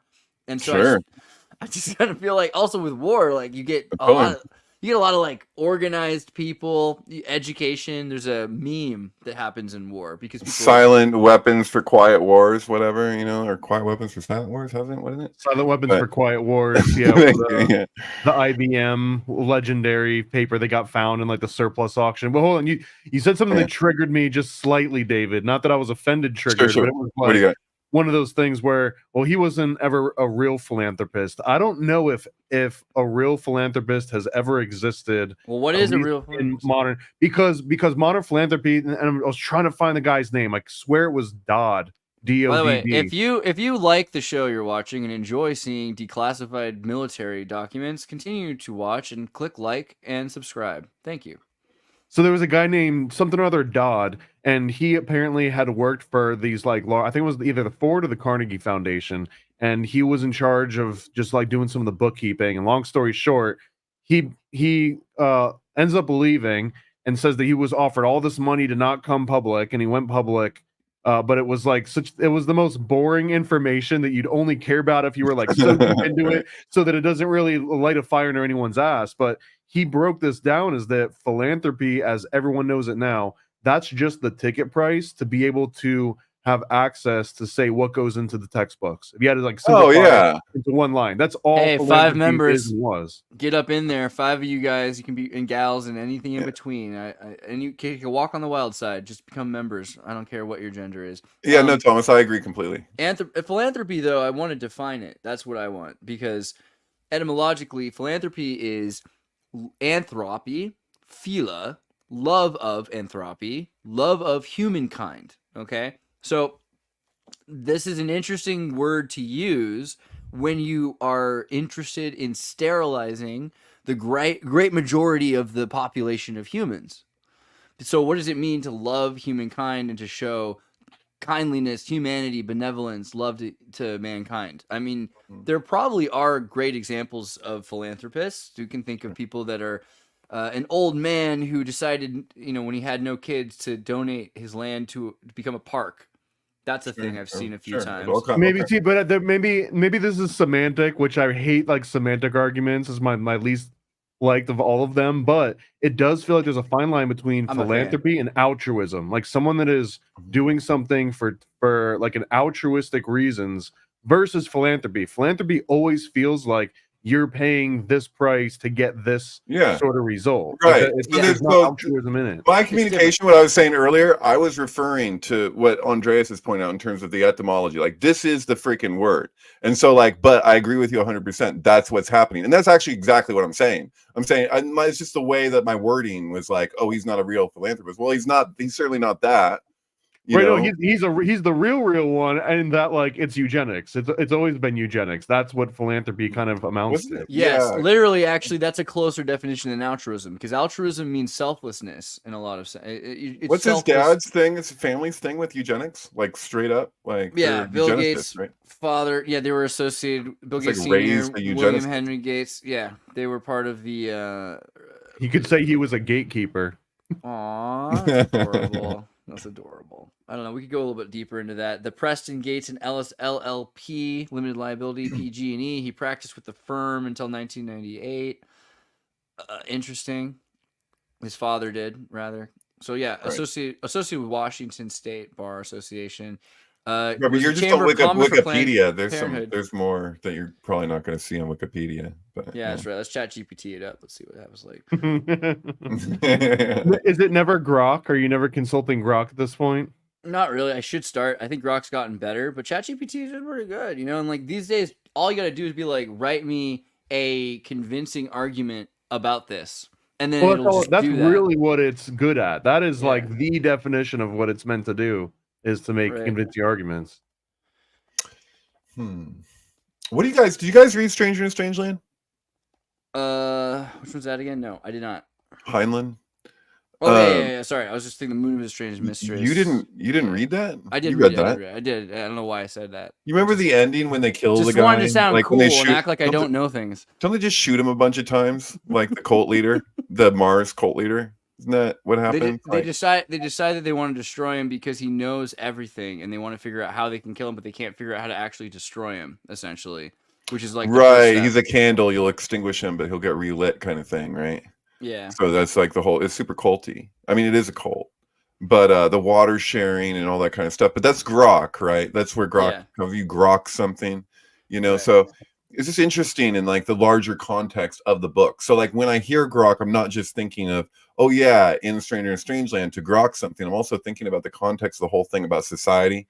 You know what I mean? Isn't that either Scientology or at least L. Ron Hubbard adjacent? That the writer of Stranger in a Strange Land either. I could have sworn that the last time I had looked into the origin of that word grok, there was Scientology roots in an aspect. It's probably very possible. Yeah, I'm no expert on that one, but yeah, it's a great book. But it's overhyped. It's just, I guess it's the context of the times too. Like people read that at the time, and it's like a Citizen Kane. Like you watch Citizen Kane in 2024, and you're like, "What's the big deal?" Right. And then there's a reversal thing that happens a lot of times where, like, you know, like what's that guy who did City to City? You know that album City to City? Jerry Rafferty. Great album, right? But like at the time, not so much. Like in the midst of everything, you're like, that's kind of shit. But then I could feel the same way about maybe Green Day or something. Like I guess I did listen to Green Day at the time, but you know what I mean? Like how sometimes it's like at least Dookie, you know, there's like some classic 90s thing that you're like, at the time it was like so trendy and shit, and then later on you're like, that's pretty all right. What about capital punishment? You know that they just finally did an execution for Marcellus Williams in Missouri, which is not, you don't see a lot of capital punishment in the United States anymore, but I wonder, do you think it's on its way back? That was a big thing in Starship Troopers 3. They're like, we committed more mass executions today than any time since the 21st century. I mean, I've been in Florida for decades, so I mean, that's kind of the name of the game here. Really? You guys have a lot more capital punishment in Florida? I believe so. I believe capital punishment's been on the table, and if it's not like the homeowner that does it, it's the state that'll do it. The homeowner. I got you. Since 1976, the state has only executed 106 convicted murderers. I mean, that's not a lot. That actually doesn't sound as much as I was expecting. No, look at Texas, you know. Yeah, I think even Texas has gotten less because of all the liberals. I mean, I'm not saying that you should just murder people, or execute people. Maybe I feel too though. There's almost like a trend now, and this is not being complaining about it, but there's like a legal aspect to even if you are sentenced to death, there's a good chance you're going to be on appeals for 2 to 3 decades until every last little nook and cranny of the legal system gets rooted out, and then they might put you on. But at that point, you're so old, and people like have don't care as much. Maybe the entire family that you offended is all gone now, so it gets into like an easy way to skirt around the death sentence. What do you think about the death sentence? I mean, obviously, it's you like you just said, you spend decades of life waiting for it anyway. Are we saving any money? Is there any benefit to it? Shouldn't we really be mind controlling these people? Aspect to it. It needs to have like a coliseum. The lions are like tearing apart these Christians feel, because I feel that the death sentence is never really for the person to eliminate them from society as much as it's to show to society like, okay, here's the way that almost like a scapegoat aspect. Like you almost have to do a ritual bloodletting in order for it to feel like it's been resolved. Because even if you send them to death and they sit on death row for 20 or 30 years, not only is it not resolved, but even if they do finally get an injection or whatever it ends up being, that there's no resolution that comes from the 2 to 3 decade wait for it to happen. So it's almost like it needs to happen immediately. George Carlin said that they sterilize their arms before they give them a lethal injection, and it's kind of crazy. But yeah, no, I'm like across the board opposed to the death penalty, but mainly for a few reasons. One of the big ones is that there's just I'm just affected from all the cases that I've seen where people were wrongfully put to death, and I don't trust the courts not to be corrupt. Like the courts just tend to be corrupt, and so if there's any part of Christianity of several that I want to take with me, it's like, yeah, I think that's kind of the point. Is it's just like, judge not lest ye be judged. We're just like, I don't know, Give man. unto Caesar though, too, right? Give unto Caesar. Yeah, but ein Liebes versus Lieben, right? What's the word? Right, but when he says give unto Caesar, he's saying they'll have their reward. Liebenson versus Lieben is lives not worth living, right? And so this is the thing that's kind of interesting. It's a very German Reichian concept. Und keine Eier. Yeah. No eggs. The idea that we're at a point where this person's life is not worth living. And I find that also interesting because life tends to be worth living, even if you're a sadistic serial killer. That's kind of interesting. If you keep them in a box, I was just thinking this the other day because I told this story to somebody who was thinking that they were far too open-minded. And like, if I met somebody, and I even kind of had the gut feeling I shouldn't help this person, I still might help this person. And it's like, well, the story of the scorpion with the girl going across the river, and the scorpion's like, take me across the river so we'll both get across. I promise not to spike you. Are we at a Trump rally right now?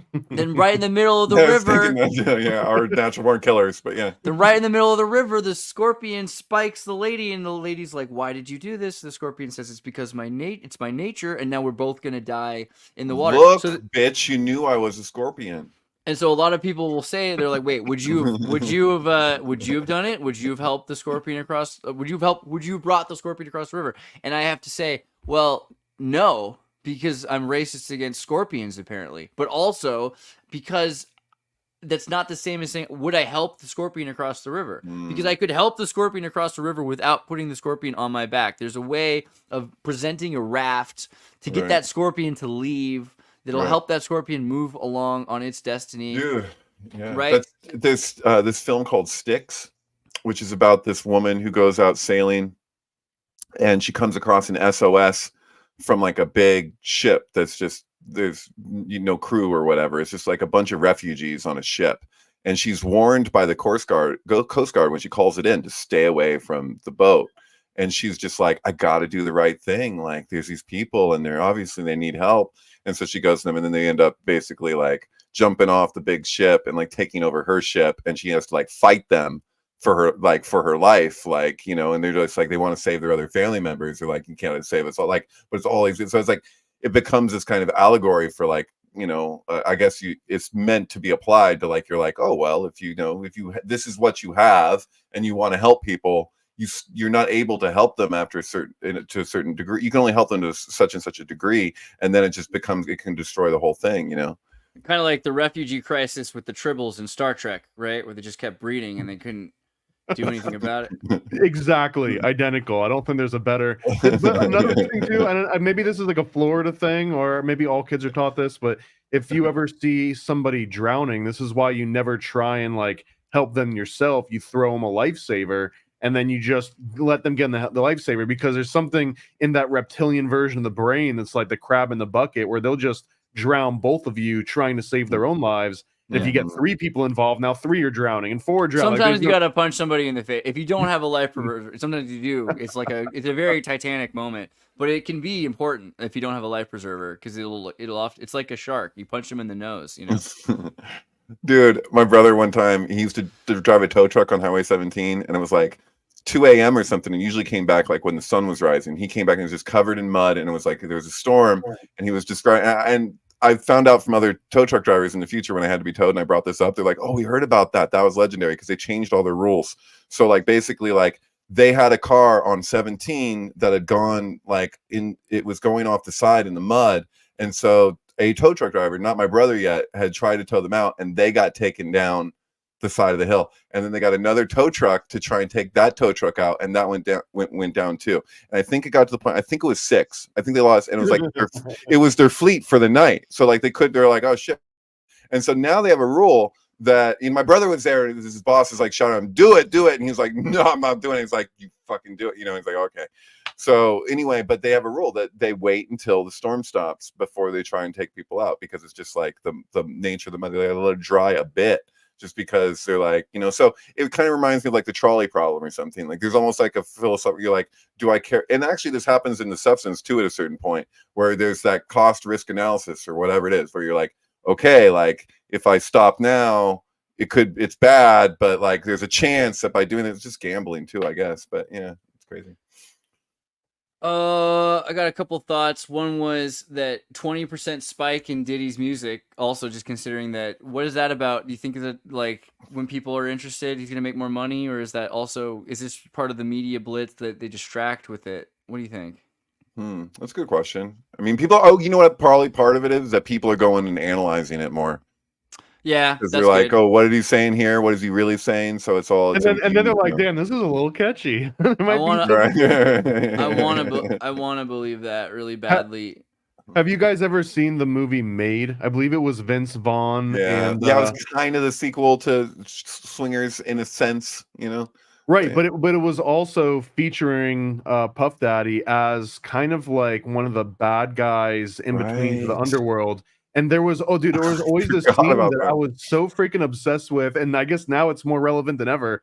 But that Puff Daddy knew the name of the Connect, like the head honcho guy, and he knew the code name, and he wasn't supposed to tell anyone. And he tells Vince Vaughn that the code name is Red Dragon, and why do I remember that? Because dude, like Red Dragon is such a specific type of a name, and the second Hannibal Lecter, he just starts throwing it out. He's like, yeah, I know the Red Dragon. You know the Red Dragon? Like he just starts dropping it, and Puff Daddy gets so mad because everyone knows the fact that Vince Vaughn is saying Red Dragon.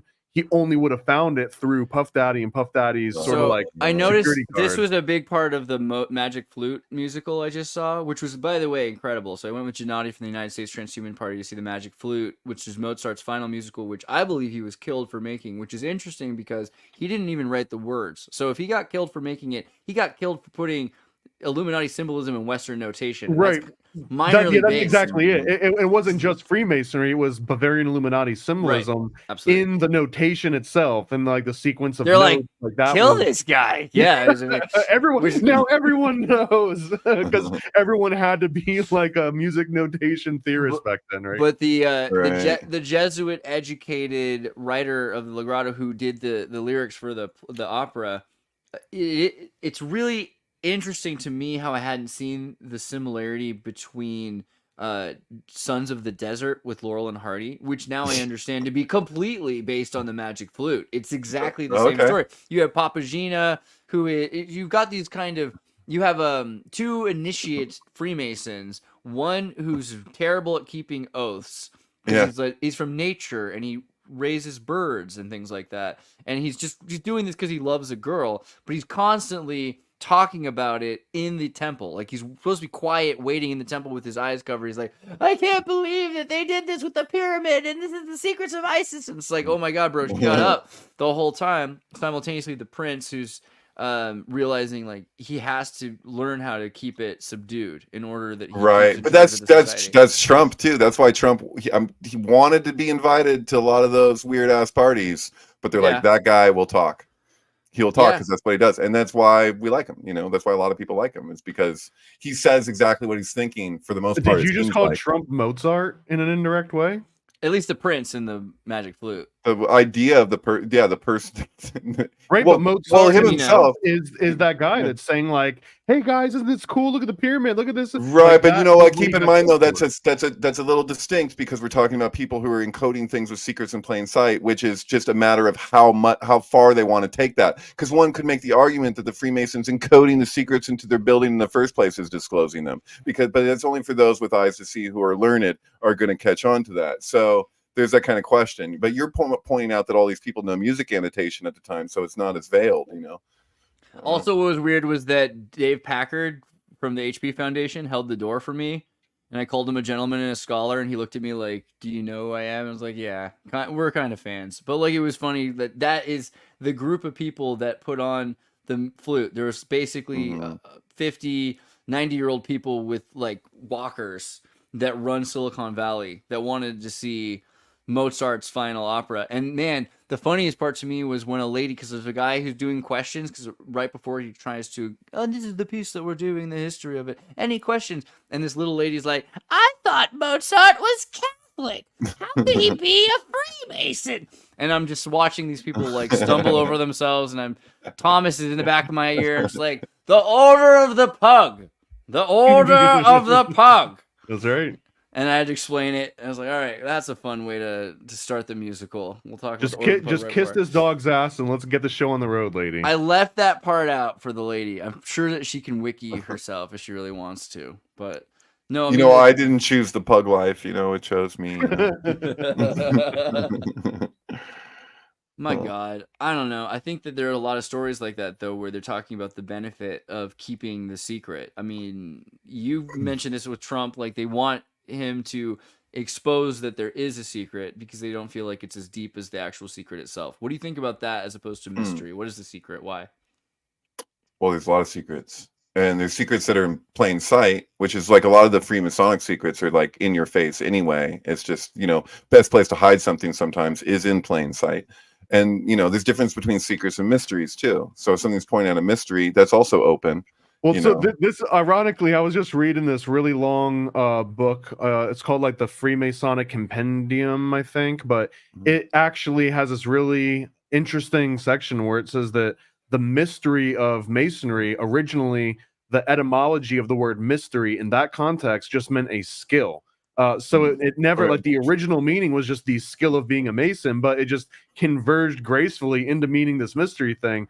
But that book itself started making me question, like, what is the line? Like, what are you allowed to reveal? Because clearly the guy that wrote it was a Freemason, but he's like spilling everything. But the way that he spills it is like, well, this guy spilled this thing. He showed this, that's why that's why the magic flute's so important, is because Vienna at the time was entirely run by a dozen different Freemasonic lodges. There was virtually nobody who wasn't a member of some sort of Masonic fraternal order library system. So it would have been crazy to be like, oh, this is a secret, because everybody was talking about it at that time. In that right, time. Or a reading club. Even if you weren't in one of the fraternal organizations, you'd be in some sort of a reading club. Well, what's a reading club? What is it? Yeah, well, that's the thing. Well, the German Reading Society, those are like the people who are basically behind, or large part of the original. Welcome to our secret order that buys books from the Byzantine Empire and through Irish porters that no one has access to because they haven't been printed before, and you have to keep a secret sign. Use this knife to slice your hand to promise us you won't share this book if you take it out of the library. Dude, is there any more? German Masonry is its own animal, because German Masonry is like one of the most like outwardly, I guess, pre-World War II, obviously. But one of the practices in the German lodge is that if there was an initiate that wanted to join, they would basically, to simplify, they would like write their name on a huge board so that anytime anyone came in and out a lot, and I think it stayed up there for like months. So anyone that came in and out would have ample opportunity to be like, what? Not that asshole. You know what I mean? Like, but it was such a public display for anyone around that was going in and out of the lodge versus like in America, and I think that in UK, but UK doesn't really matter anymore. Like American Masonry where it's at, but there, like, it's kept secret the entire time. We got another 5 memberships. I should be playing music for you people. Thank you, everybody. Thank you so much. Just wanted to say I appreciate it. There's 10. There's 10 memberships. Go watch all of the secret videos. All right. Well, I want to. Oh man, I wanted to finish a thought, but I lost it a little bit. Yeah, you ruined no, wait. it. The Illuminati keeping the library secrets. They've got these books and how much you can reveal. Yeah. No, I think that the defining moment that changed what Freemasonry considered what a secret was probably either Joseph Smith or William Morgan.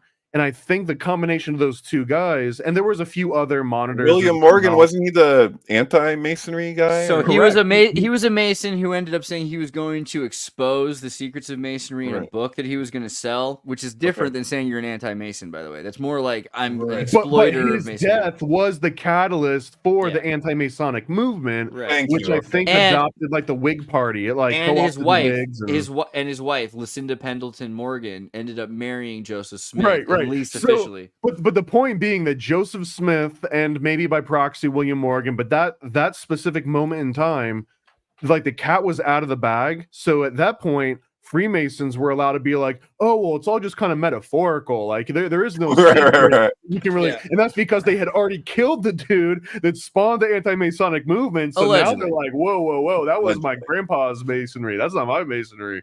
Yeah, no, honestly, I'm actually more interested now than I ever was in the theory that William Morgan escaped. No, there's evidence of a body on the coast of the river, and you could definitely have plausible deniability enough to say, well, there's a rich guy who ended up in England who probably walked away with all of the finances for this book, and instead of selling the book, he just disappeared. That's at least. It's at least as probable as the fact that I've also heard within Masonry that this is a fairly popular theory. I don't know if it's a majority, but it's popular that Masons created the persona of William Morgan just to kill him, almost like this like cremation of care ritual, so that they tell could the others what you saw. They could basically like tell the world, no, the oaths that they take are real. Like, see, you will die if you lie about it, just to kind of like further embellish the gravitas of the oaths, which had almost lost all meaning because of all the exposés that kept coming out. That makes a lot of sense, actually. If you're in prison and someone calls you a bitch, you got to punch them. That was kind of what they were doing, but like they set up a whole fake fight. It was like, you know, like when you get your friend to steal like some lady's purse so then you can act like the hero. That was kind of what Freemasonry was doing with William Morgan. I didn't. Is that a Florida thing? That's a Florida thing, isn't it? Hey, that's how we all find our girlfriends down here, actually. Freemasons aren't supposed to advertise for Freemasonry, right? Like, if you become a Mason, ask a Mason. To be one, ask one. You can do that. Was that has been advertised? As far as it goes, you're actually not allowed to solicit, and this was solidified by the Northern Southern Scottish Rite. I think that the Southern jurisdiction, Scottish Rite, did this because originally, when Masonry came to America, it was fine to go door to door selling Masonry and being like, hey, come join our lodge, whatever. And this literally happened. This is like one of my favorite parts of American Masonry is that someone would knock on your door and be like, hey, come over to our lodge, $15. By the end of the week, you'll be a 33rd degree Mason. So someone else would come on the door like 2 hours later, and you're telling them like, oh, well, David was just here. He said $15, 33rd degree, 6 weeks. And I'm like, 33? We got 50 degrees over here, and I'll give it to you for 12, And this actually started happening where people were like creating degrees, which is almost exactly what Adam Weishaupt did in the Bavarian Illuminati. But he just keeps promising degrees door to door. And at a certain point, they were like, this is getting out of hand. You're going to make us all just look like a bunch of charlatans. You're going to give away the whole freaking bag. So no more soliciting. In fact, it is outright stricken to actively solicit. But soliciting is different than advertisement, because an advertisement is just to turn minds to something, right? So like the fact that the Freemasons have like Goodwills, and they have these sort of community centers, and they'll have raffles and they'll do the street marches and things like that. That's not considered the same as soliciting. That's just advertising their presence. You're walking through the streets, you're helping the community out, and eventually what happens is people's mind turns to that. You don't have to stand there at the street corner with a sign that says Freemason. You just have to walk old ladies back and forth across the street long enough that people hear about who you are and wonder what it is that makes you like that. Or you just chip their kids. Or yeah, that's true. You're supposed to be on their side. If you're going to do an advertising campaign for Freemasonry, not your grandfather's Freemasonry would be a good slogan or something like that. Like if you're looking through a magazine. The sad thing is that it kind of is. Your grandfather. That's the problem with Freemasonry, is that it's always your grandfather's Freemasonry. So it's slow to catch up. Right. Oh God! What about Disney suing that family and the United States not letting them in because his middle name is Skywalker? Did you hear about that? What? Yeah, there's a kid, and so I know a kid named Luke Skywalker. It's his 3 names, and he was born in America. What are you gonna do about it? But this is some British family, and their son's name is I forget, Jeff Skywalker Jones. Who knows? But it's Skywalker, and so the United States says they need to seek Disney's permission, or they'll have or change his name, or else they will not be allowed into the United States. His passport was denied. That doesn't make any sense. People have been naming people after other people that have copyrighted material for ages. Yeah, right. He's named after Laura from Dr. Zhivago. It's ridiculous. That's different though, because Dr. Zhivago is super old, and Disney just recently purchased Star Wars. So the idea that Disney is now, I don't know, man. She was born in 81, and Yeah, but they might be obligated to do this to prevent the whole Xerox aspect, or the Xerox Kleenex dynamic coming into play. Where if Disney shows that even for a second they were a little bit hands off on this trademark name becoming, I guess, common use, then all of a sudden everyone can use it on all fronts, right? Dr. Zhivago was only written in 1957? Yeah, dude, and the movie's from the 60s. Bruh, I thought that Dr. Zhivago was written in the around the time of the I just feel like I was lied to. I had no idea. I thought it was from 1910, 1920s. It's from 1957? Okay. Mm-hmm. All right, well, yeah, so your sister should be sued by the Warner Brothers company. She shouldn't be allowed to go to any amusement park that has a Dr. Zhivago ride. Right. I don't know. I did a meme of a Dr. Zhivago playset at one point, actually, and I used the Empire Strikes Back playset for the template, and then there's inserted scenes from Dr. Zhivago, and they're kids playing with Dr. Zhivago toys. It's fun. I feel like it's weird because Disney buying Star Wars, and if you think about it, Star Wars is space ISIS with this sort of Vietnam War terrorist as the good guys thing, about the neoconservatives. Isn't it perfect for them? Because it seems like Disney making Rogue One being about suicidal jihadists that do kamikaze. I don't see this at all in terms of how they're treating it, because in terms of the partisanship or whatever, if you read the first Star Wars book, it's clearly inspired by the 60s anti-war movement. It's just anti-war versus war and imperialism. Is that imperialism? War is in Star Wars. War is in any globalist agenda. War is a tool of the imperialist. Yeah. So they're looking at the neoconservatives. They're taking over the world, and they're very quickly taking all of these smaller states and turning them into regionally government-controlled states like Cambodia.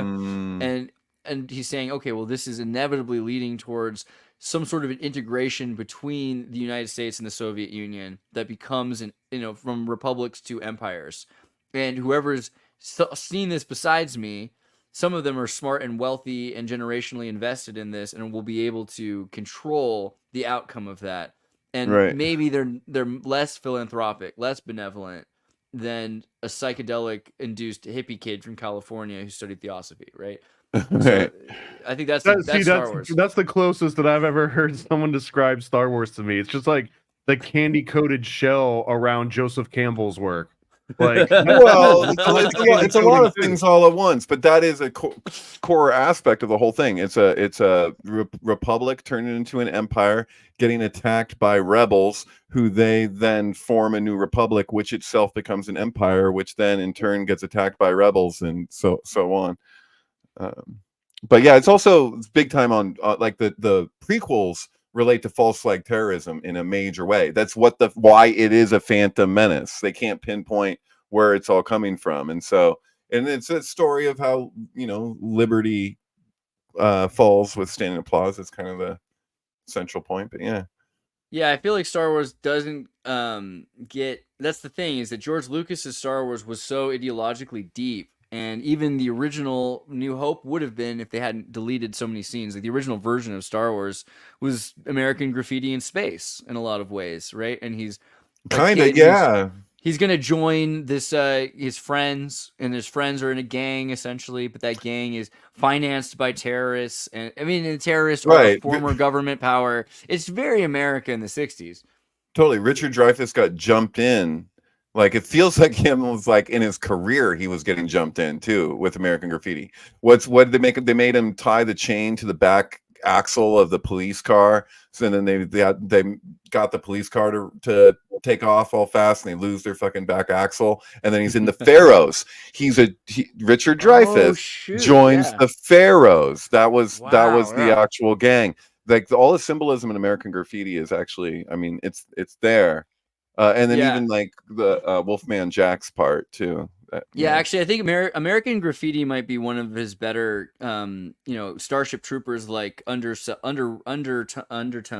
movies. Mm-hmm. It's kind of subdued, but if you think about it from the perspective of a guy who made THX 1138 and Star Wars, you've got these guys, and the radio is such an important part of American Graffiti because they're listening to, these are kids who are at their prime and don't know it. And this is in the post-military industrial period where they've pounded weapons into plowshares. They're driving around in B-29 die-cast iron and steel, chrome-plated Benz and style engined American cars now, Pontiacs and Fords and everything like that, but with the height of technology. And they're looking for something to do. There's lights shining into the sky. They have these giant streetlights, like Hollywood-style streetlights. They're shining into the sky like stars, and stars shining down to them. And the idea of the radio, like radio signal takes so long to get to a place. You can imagine that right now in some part of your non-flat Earth space, there are crystal radio sets of saline solutions of water that are just picking up the first Sam Cooke recording, the first American baseball game, the first time Adolf Hitler speaks in front of millions of people. All of these things are happening. Those radio stations are reaching places for the first time right now at different distances. And so there's this really interesting tie to the stars and radio and space-time and aliens that I don't think anyone really thinks about when they look at American Graffiti, but it's so there. Wolfman Jack is essentially howling at the moon, but that's no moon. It's a space station. Do you know what I mean? Like, because he's part of the thing. And so he's like, and it's this mysterious figure because he's like, oh, this is the guy they know from the radio, but he hasn't seen him. He meets him, and then he gives him advice, and he's like, oh, this is a real person, but like, he's also a character. So he's used to the character. So he's like, it's that whole thing of like meeting the character, and then there's a reality beyond it. You don't quite completely know it. Yeah, it doesn't give him a popsicle. Some symbolism. Right. Yeah. Han Solo and carbonite. That's what that was about. I'm sure the frozen popsicle. Yeah, doesn't THX 1138 show up on Harrison Ford's license plate in this? I think it's his car that has it. Yeah. Yeah, so that's the other thing is, what do you think about 1138? Just even the number itself, like you've definitely thought about that. If you double it, you get if you add them all together and you double it, you get 26, which is the gematria of Tetragrammaton, which is interesting because of what you can do with THX when you mirror it, which I've seen you use in different times where I Photoshop that together. Have you seen that? Because you can only do that with one other Roman numeral, which is 911. So if you put the Roman numeral for 9 and you put the Roman numeral for 11 and you continue the lines beyond the top. Oh, yeah. I see this one, but I was trying to figure out if I could Google hard enough to find THX. Yeah, I made that image years ago, and then I'd see it on the internet in different places, but I'm like, I made that. A lot of people use it. It's a good film. Yeah. I think you have that with a few things, probably. You see your stuff floating around, but yeah, no, whatever. You used it for some show title or something. I don't remember what, but yeah, I'll find but it. Yeah, but the point is THX 138 and then THX 1138, 138, even in and of itself. Yeah, we could have done it out of time, you know. Well, and since you opened the door to Gematria here, and ever since you brought up 143, I've been compiling a list of notable 143 Gematria matches. So I just Oh, want to cool. throw these out. I got Yeah. 15 good ones. These are all from the same cipher of English Ordinal. Okay. Faustian Bargain 143, Federal Reserve, Fiat Currency, Fossil Fuels, George Soros, Globalization, Groucho Marx, Matt Groening, Melania Trump, 93, The Muppets, Trojan Horse, Wizard of Oz, World Wide Web, and my name, Thomas Gorence. Oh, interesting. Not Your bad, name, not your bad. own name.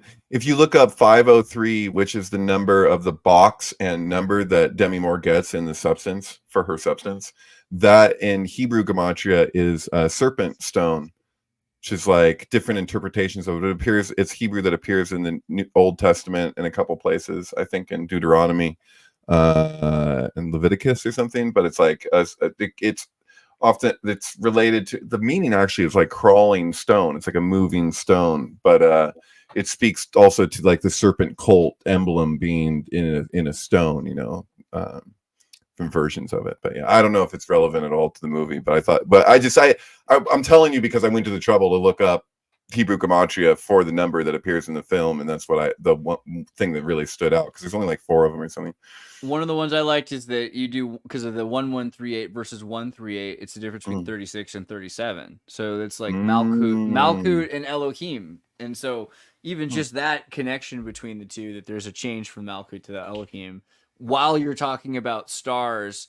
And this is also after a character is this. I mean, we're mixing stories here, but THX 1138 is about a guy who, in the process of trying to escape this police state, the police state has to assess the cost of retrieving this person, and it gets to a point where it's just too expensive to be worth it to bring him back, which is, I think, even more interesting than Logan's Run. I feel like Logan's Run should have included that a bit more as part of the story, right?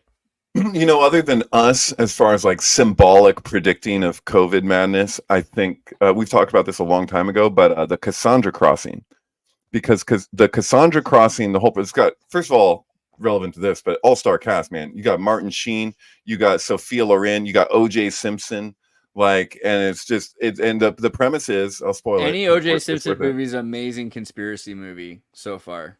Yeah, so like just what happens in this movie is that there's a virus that there's a lab leak in a terrorist thing, and this guy ends up exposed to this virus, and he boards a train, and the military finds out that, okay, this is where he went, he's on the train, oh, he's going to be infecting everyone with the virus.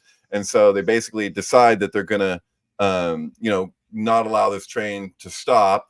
They're directing it towards a rail line that they know will collapse, that no one's gone on. It's the Cassandra Crossing, right? Because Cassandra predicts in Greek mythology the fall of Rome. You get the idea.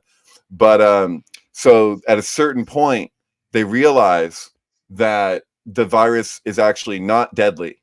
Like it could be deadly, but they just needed oxygen. So it's like, if you don't get enough oxygen, but it's like this whole thing. So they're going along, and then the people realize, like, oh my God, the virus is actually not that bad. We can manage it. But the military is on a trajectory, and they will not listen. They will not shift course. So the movie itself is the trolley problem, because you're like, you go this way, and you're like, oh, well, the people on the train are infected with this virus, so they could spread it, or do we just send them off the cliff? But it's not actually a threat, but maybe it could be. So but the military doesn't care about the maybe. They're just like, this is what we're doing. We've decided that's that. So this really is right. So it speaks to the difference between, like, COVID as a threat, or not just a threat. When people say, oh, well, what happened during COVID? And it's like, are you talking about COVID response, or are you talking about COVID itself? You know what I mean? Like, even ventilators, you could go on for days of all the things that are like that are just like, the response becomes more of a problem than the thing of itself. That's what this movie is about fucking the response to the virus being way worse than the virus. Anyway. Oh, you're muted.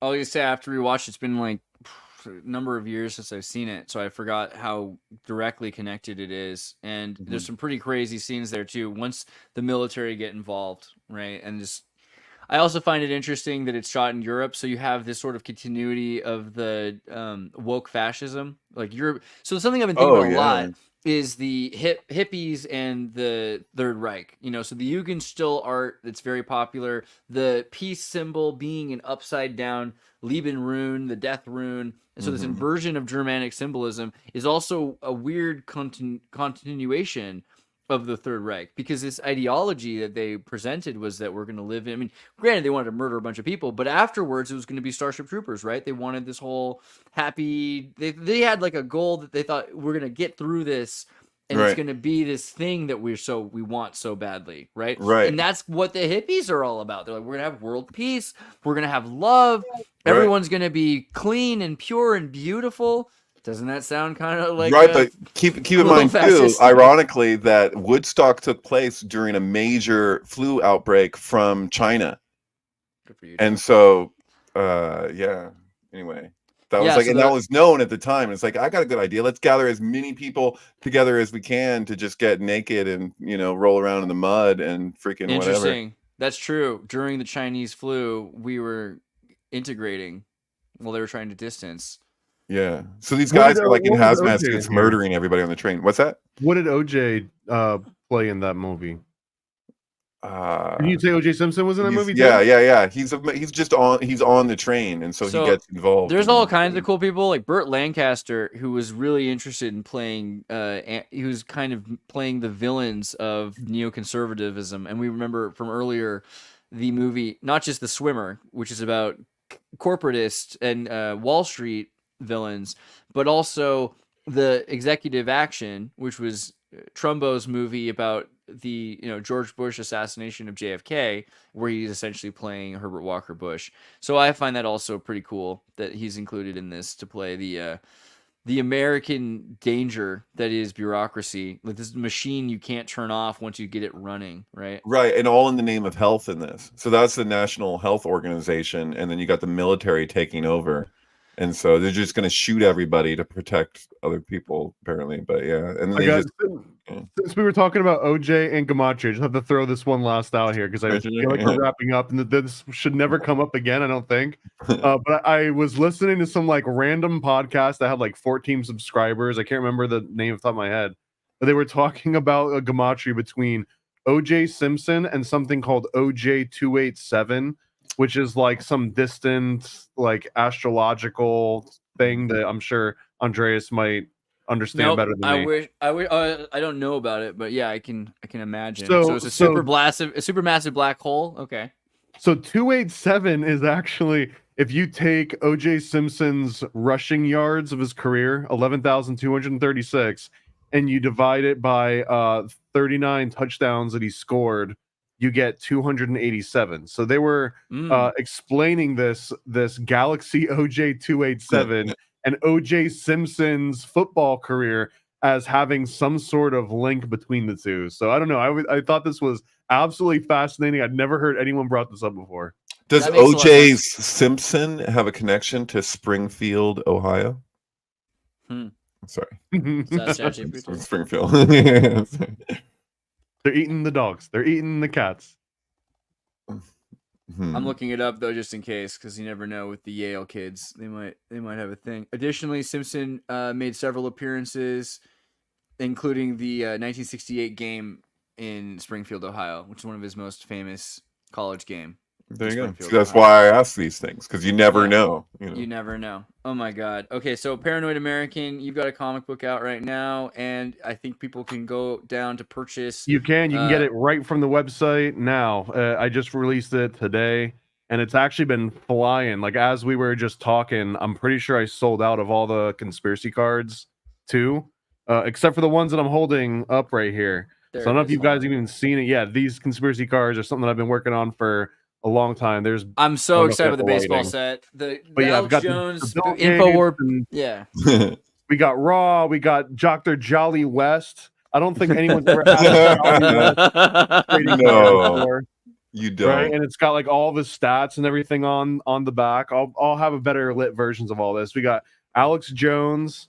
We got William Cooper. What else we got? Freeway Ricky Ross. And if you can't, I don't know if you can make it out, but his hat says CIA and his shirt says Iran Contra. Oh my Nice. god! I'm actually gonna have to buy this set before it's too late. Oh my god! Werner von Braun. What else we got? Timothy McVeigh with the paranoid jersey on. And how could you not have Donald Ewan Cameron? Has anyone ever made a Donald Ewan Cameron? That is one heck of a rare Pepe. I'm impressed. Oh my god! So yeah, and I mean the Never Straight Answer. This is the NASA comic book that I just dropped. 5 years worth of work. It's honestly got everything I've ever had Kubrick related until I met freaking David and Alex, and now I feel like I have to make an entire second issue just to fill up with all the crap that they've brought into the table here. Well, we gotta send these to young European kids before they get lost in the. This in a weird way, and then we don't have enough time for me to explain what I mean by this, but this was like my Marilyn Manson sweet dreams enticing the normies into a much deeper, darker world. So like, I really hope to get to the normies with this one the same way that 13-year-olds that were going to Hot Topic and going over to the CDs and buying, you know, the Sweet Dreams album. Like, oh, cool, I love this Eurythmics remix. And they bring it home, and then a week later, they're like sacrificing their cat and they're dropping out of school. Well, yeah, it was actually... It was you better make more because you're out of stock already. Sorry. That's what I'm saying, dude. Like, right as we were talking, they were all gone, so... It was about half a year later when he came out with Hollywood. That was primary inspiration was Theosophy and Tetragrammaton, and Whoa! There's some pretty cute pictures. Some pretty cute pictures in this one too. But remember, like they did chain her up originally, so there's got to be something about unchaining liberty. I'm pretty sure that you gotta get up in there. That cover is available too, but it's only going to be available on the next crowdfund campaign. I'm not showing the Baphomet one. Oops, I accidentally did. Those have all got R-rated versions that will only be available. Oh, this is romantic though, right? There's something about this one. Wow. I relate to this. I feel like I've been here so many times. Well, this is the surreal dinner ball. Yeah, that's right. That's why. That one said 120 pages. Yeah. 120 pages of art. 120 pages and a lot of nudies too. Like there's some naked pictures in this one, so be careful. I don't know if you're ready for that. But beyond that, in fact, I just did a Comic-Con in Ocala here that had like I think it was between 8,000 and 10,000 people walking by. This cover that you're looking at right now was the biggest draw out of everything that I had on offer. It was this comic that sold the most, followed by mature readers only play sets, 18 plus. Yeah, dude. It was not safe for work. 120 pages of full color, exclusive color, esoteric erotica spread across 8 different stories. It really featuring a cult wife swap with John Dee and Edward Kelly. That's probably my favorite part right there. Featuring a cult wife swap. That's just, I mean, you know, some assembly required, I guess. I don't know. So you more also of have that. You also have some new ones. I'm just going to really quickly say, go to the Kickstarter. If you go through paranoidamerican.com, you can click on his new projects and you can notify for launch. I want to see these things getting made quicker, so everybody click notify me for launch. Why did the Titanic sink? Is this an emotional, psychological, philosophical question, or are we going to talk about conspiracies? I think you know. Satanic Panic. What kind of person could live without this chick track? 32 pages. Get it? It's hilarious. And then also, I don't know. Bigfoot does exist. Long story short, but you're going to love it. 40 pages, 70 plus illustrations. And yeah, watch Cassandra Crossing. But don't forget to go to MK Ultrasound. I want you guys to check out David Charles Plate's work. So if you click on highlights right here, you can find all of his sync work. You can also click on the link up here to take you to his website, thesyncbook.com/networks, which gets you into the Sync Flicks. Here's The Haunting of Julia Lennon, based. Yeah, I think maybe tonight or hopefully by tonight, I want to encode and upload Substance with those 3 Katy Perry albums because that shit's crazy. So that sounds pretty based. Yeah, I'm gonna do that. I'll probably do it to Twitter. It might take me longer to get it to the website, but yeah, it's gonna have like some Spanish subtitles for when images show up that have writing on them, which doesn't happen that often. But anyway, it's hard to get a copy of a film while it's in the theater, you know. Dude, Jackie with Tori Amos, you're a sick man. I mean, I just can't believe you figure these things out sometimes. This is great. I'm just really excited to watch that. Yeah, she's addicted to nicotine patches. Oh my god, what a tragedy. That seems scary too. A whole other issue to have. And everybody else, go to tartarinova.com, like and subscribe, share the videos. Make sure you see us next week, and we'll be back tomorrow with advanced philosophy memes. I love you all. Where's the button?